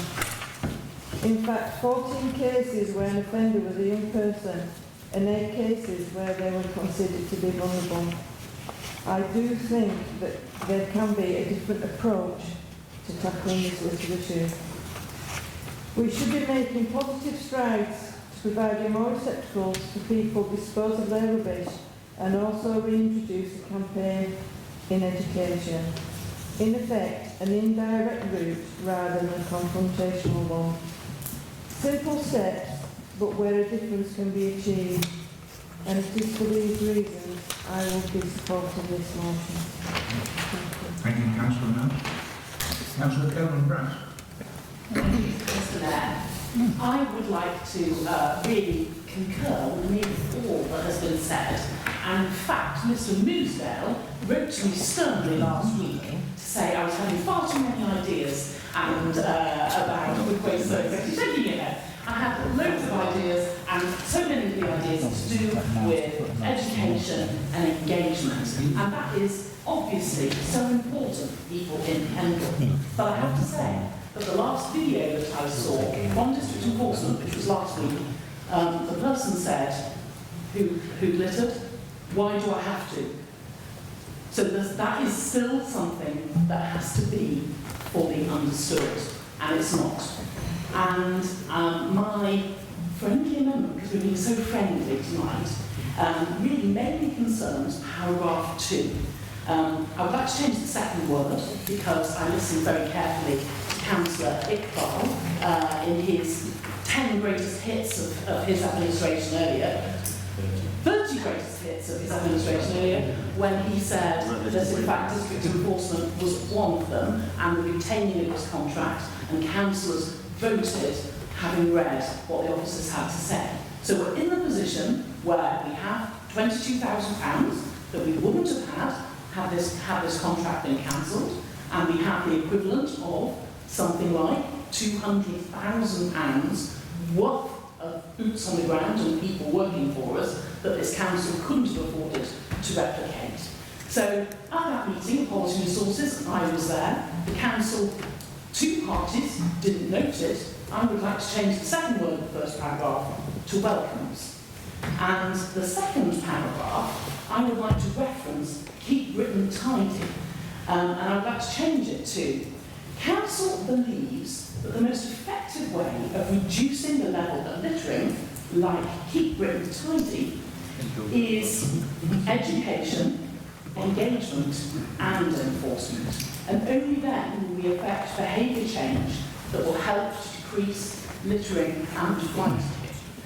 Then the rest of it all flows together in a logical progression as far as I can see, because it is something that we want to do to work together with Pick Up the Pendle, Fallbridge Parish Council, Trawley Parish Council, so many groups,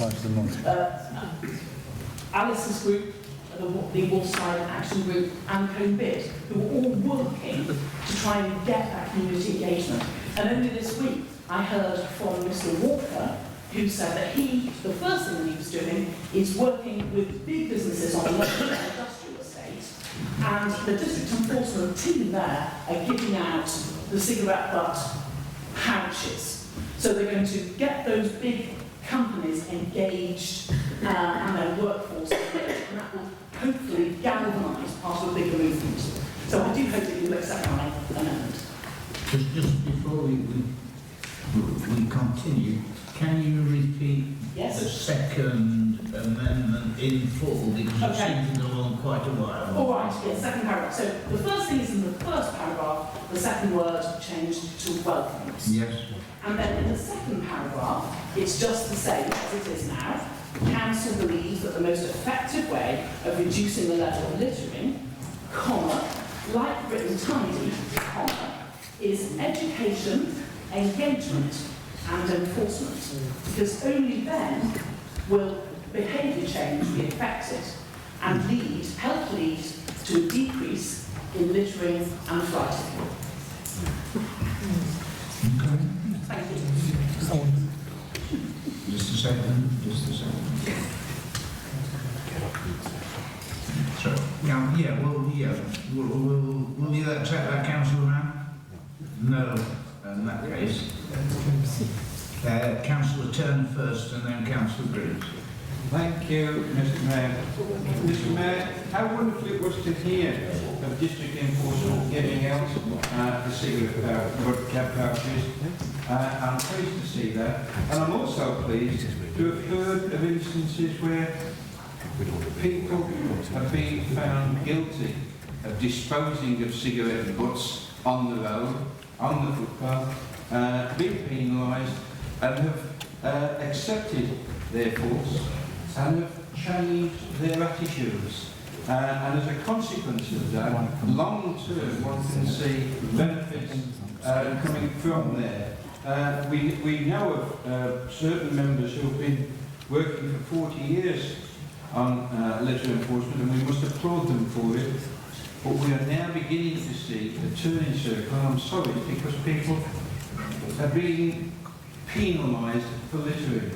And once one gets into the habit, it becomes a regular habit, and when people are walking down streets, and instead of falling over the litter is being taken home and disposed of effectively, or put into litter bins, so much the better. The paragraph on the fourth paragraph, when you were talking of fast food outlets, in a previous authority, we had difficulty with fast food outlets to start with, but in our planning, in our licensing section, we actually brought strict regulations for fast food environments to actually provide 1/2 bins that had to be placed inside and outside of their premises, and with them encouraging people to utilise it. If they didn't, it was the outlet that was kept responsible for the litter that was outside. So therefore they had a lot more input into making sure it happens. Can I say I applaud Councillor Mann for her community work and for her efforts with young ladies, and I can see her commitment with this motion, and I would therefore suggest that we must do all we can to encourage people not to litter, but to demonstrate to the rest of the population the benefits of walking in litter-street, clean streets. Thank you, Mr. Mayor. Thank you, Councillor Turner. Councillor Greaves. Thank you, Mr. Mayor. I'm going to resist having a debate about district enforcement here, or at least I'm going to resist saying anything about it, because that decision has been made by the council, and whether it was right or wrong, I think it was wrong for, not because I'm against taxing people with litter, but for other reasons I'm going to talk about tonight. I think this amendment is a silly amendment, and I think it's an unhelpful amendment, and I think it's an amendment which, if Councillor Coburn-Price has any understanding and sense in the way this council can move ahead in unity, she should withdraw it. The reason I say this is that it is a positive motion. I had nothing to do with it, but it is a positive motion which is being put forward as a means of moving ahead to make the best, the very best, of the position that district enforcement are going to continue to be employed. It's about using the money that they provide to the council for positive ways in which people can be helped, educated, encouraged, worked with to stop dropping litter and to stop fly tipping. And it was put forward in the belief, as I understand it, that it would provide unity in this council, that it would be adopted generally. And here comes Councillor Coburn-Price introducing an element of discord Now, I can't imagine why she does this, but introducing an element of discord into something which we all ought to be uniting round.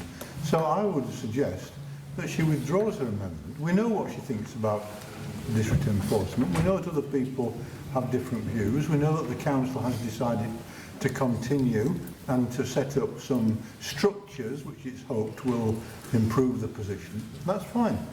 It's happened. We're going ahead. Now let's move forward with a different thing, which is to actively and positively and constructively encourage and work with people in Pendle so there's far less of it in the first place, either for anybody to pick up, for the council to sweep up, or for people to issue tickets over. So I would suggest that it's an unhelpful amendment because it brings discord when there ought to be unity. Thank you, Councillor Green. Before we go any further on this, and I have notification to Councillor Goldthorpe and Councillor Henderson wish to contribute. Do we have a seconder for an amendment as suggested by Councillor Kevin Grant? I'll second. Yeah, and I want to speak about it. Do it now. Yeah. I think if we are to change attitudes, as we all agree there needs to be an effort to do that, I genuinely don't believe education is the only tool that we need to use. It is about education and enforcement at the same time. I think, talking of district, an example was given of district enforcement and how they are perhaps allegedly bullying people. Yes, we've all heard certain examples of that happening, but that isn't the norm. The message of perception is that is the norm and that's what goes on in every single case. That is not the case at all. The vast majority of people are dealt with in a professional, correct manner.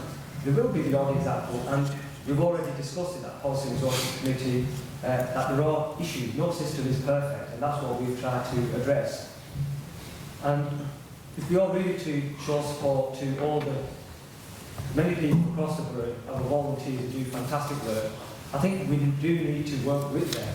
And the best way to do that is through, like we said, education and enforcement hand in hand. I don't agree with Councillor Greaves when Councillor Greaves states that the amendment is silly. I don't think it's silly because people have a different view on things.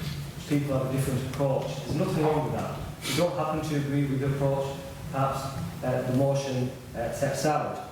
And I do genuinely believe that the amendment put forward is sensible, it is the correct way, and was passed, because that was the ethos behind what we discussed at the Policy and Resources Committee, that it would be education and enforcement.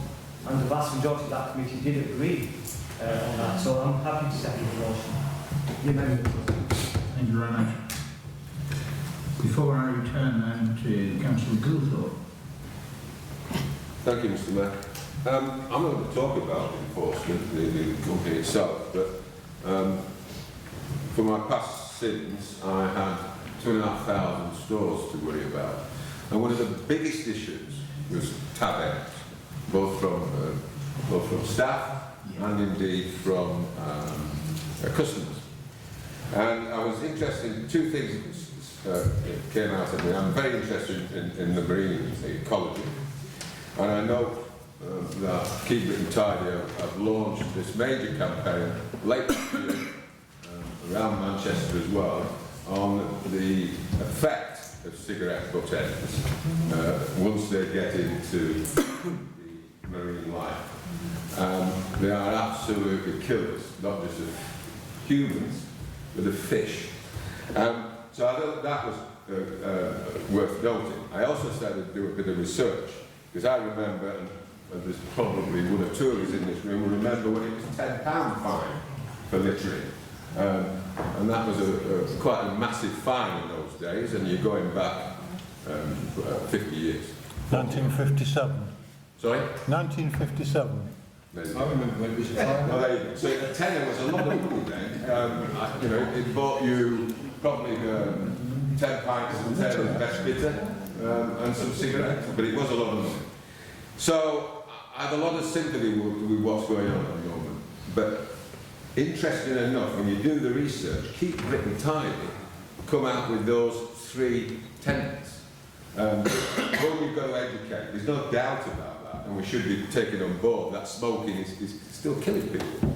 And of course it's gone down a heck of a lot, but it is still killing people. So that's point 1. So we've got to educate not just about the literary, but about the habit. The other part of it is that at the end of the day, they're very keen to do that and include the communities in work and so on. But they're also keen for enforcement. Now, whether we've got the right enforcement or not, Keep Britain Tidy are absolutely adamant about enforcement. So I would just make that point, but it is a big thing, and our volunteers in Pendle absolutely amaze me. You know, and I've got to say, they're strong throughout Pendle, but they're absolutely ultra strong in West Britain. Thank you. Councillor Haynes. Thank you, Mr. Mayor.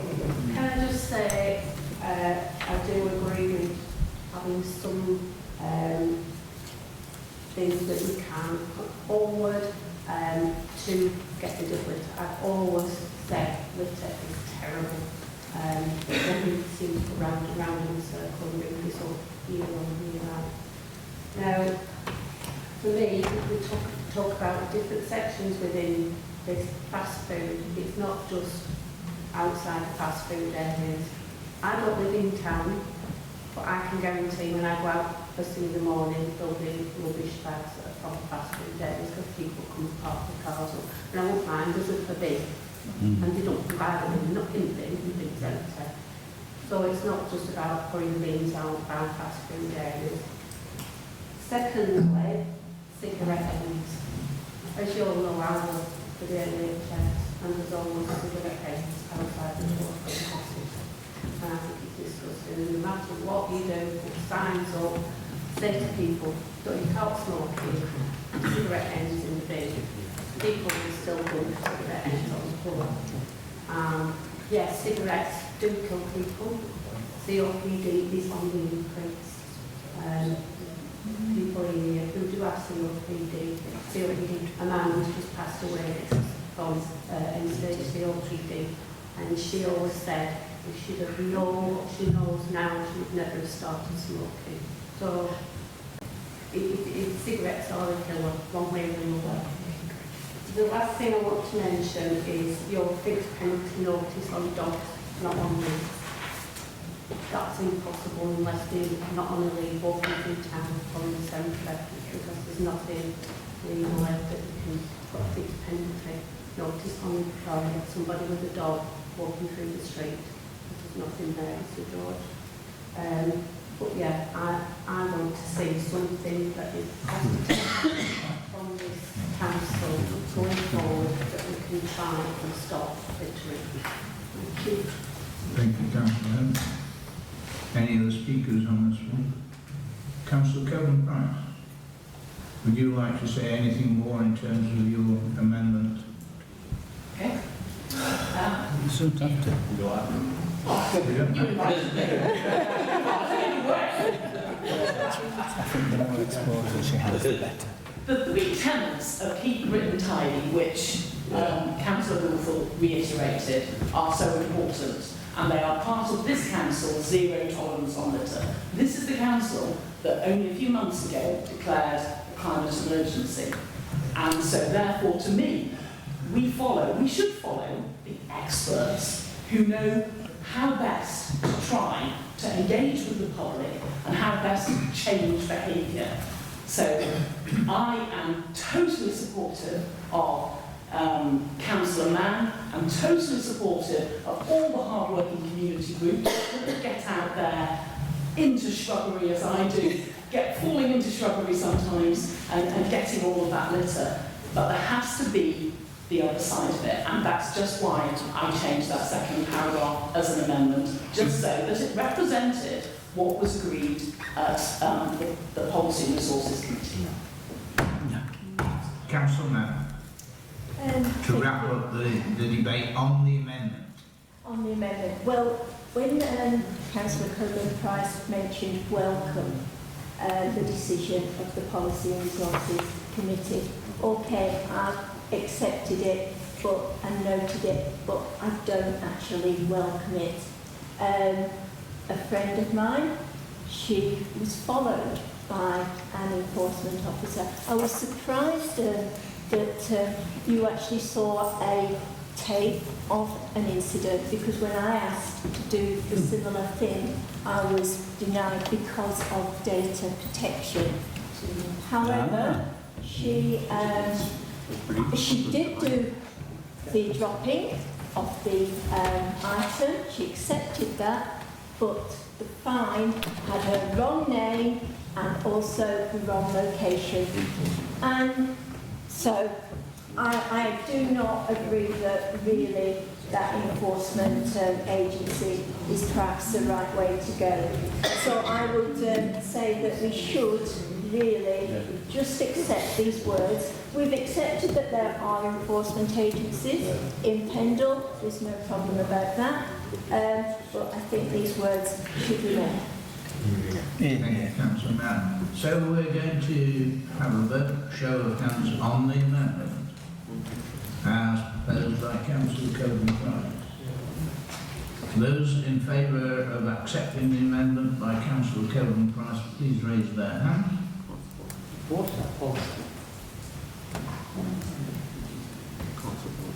Those against accepting that?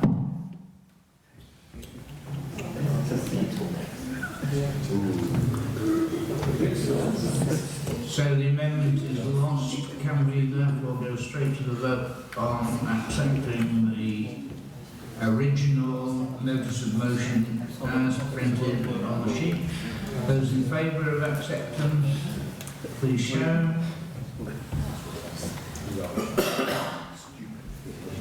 Those against? So the motion therefore is carried as on the printed sheet. Can we move now on to item D, tree planting, to be moved by Councillor Thompson. Thank you, Mr. Mayor. My colleague Councillor Whip earlier in his budget proposal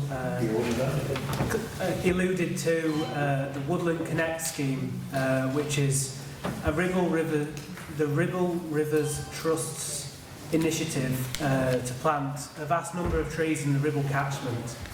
I appreciate that not everywhere in Pendle is in the Ribble catchment, but I'm sure that everyone can support the planting of trees in Pendle. And I would like to just go through the method that the Ribble it's a very hard thing to say. Ribble Rivers Trust goes through.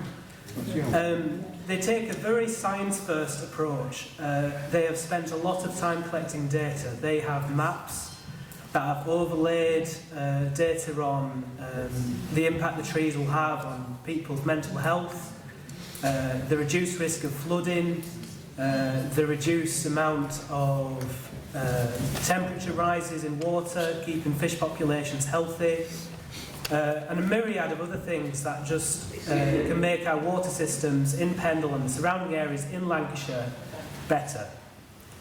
And I would like to go back to Councillor Goulthorpe's point of you can't put water back uphill, but you can keep it there. One of those ways is leaky dams, but another is trees and hedgerows. I mean, you're only talking marginal gains, but in a flooding incident, it only needs to be an inch to go over a property's threshold and ruin someone's life. And that marginal gain can mean the difference for a lot of people's livelihood. And that is really why I put this motion in today. It's about getting the right tree in the right place to improve our environment, improve our lives, and protect people's lives. And one of those ways I think we can make that happen is for Pendle Council itself to pledge to use its land, which is currently not being used, for tree planting where appropriate, and to also ask the town and parish councils to do the same. I know that Barnoldswick Town Council also already has pledges to use its land in the parks and other miscellaneous pieces of land to improve planting. And I also asked this council to consider tree planting near watercourses in the development of the planning. And it's very important that we keep sites that are important to the rivers, not to be built for housing, but to be kept, to be used for leaky dams, to be used for tree planting, hedge laying, just to protect downstream. Mr. Mayor, I move as read on the pink sheet, and I thank you very much. Thank you very much indeed, Councillor. Seconded by Councillor Green. Thank you, Mr. Mayor. This motion really brings three things together. It's now nearly 2 years since, it's about 2 years since the government announced that it was going to develop a northern forest in combination with the Woodland Trust and other people between the west coast and the east coast, and including most of historic Lancashire and historic Yorkshire and some other places, and for some strange reason it missed out what is now the county of Lancashire, and so the forest was L-shaped with this great bite out of it which consists of Lancashire, and it was clear nonsense, and it was done for bureaucratic reasons really as to the position on the ground in Lancashire and the fact that Lancashire County Council hadn't shown much interest. I moved a motion at the annual meeting, I think 2 years ago, nearly 2 years ago, saying that we ought to get people together and organise a campaign to get included in it, at least our part of Lancashire, in East Lancashire. That was passed, but then nothing happened for a year, and getting this meeting set up has taken an enormous amount of time this year as well. Then the Climate Emergency Working Group was set up by this council, and we've had several meetings chaired by myself and vice chaired by Councillor Tennant, and we've been making progress. Again, it seems frustratingly slow, but at least we're making progress, and one of the very important things we want to do is to plant lots and lots and lots of trees in Pendle, for the simple reason that trees are one way of keeping carbon out of the atmosphere. And we're working on plans for that, and all sorts of trees. We're talking of trees right from street trees and garden trees to quite substantial areas that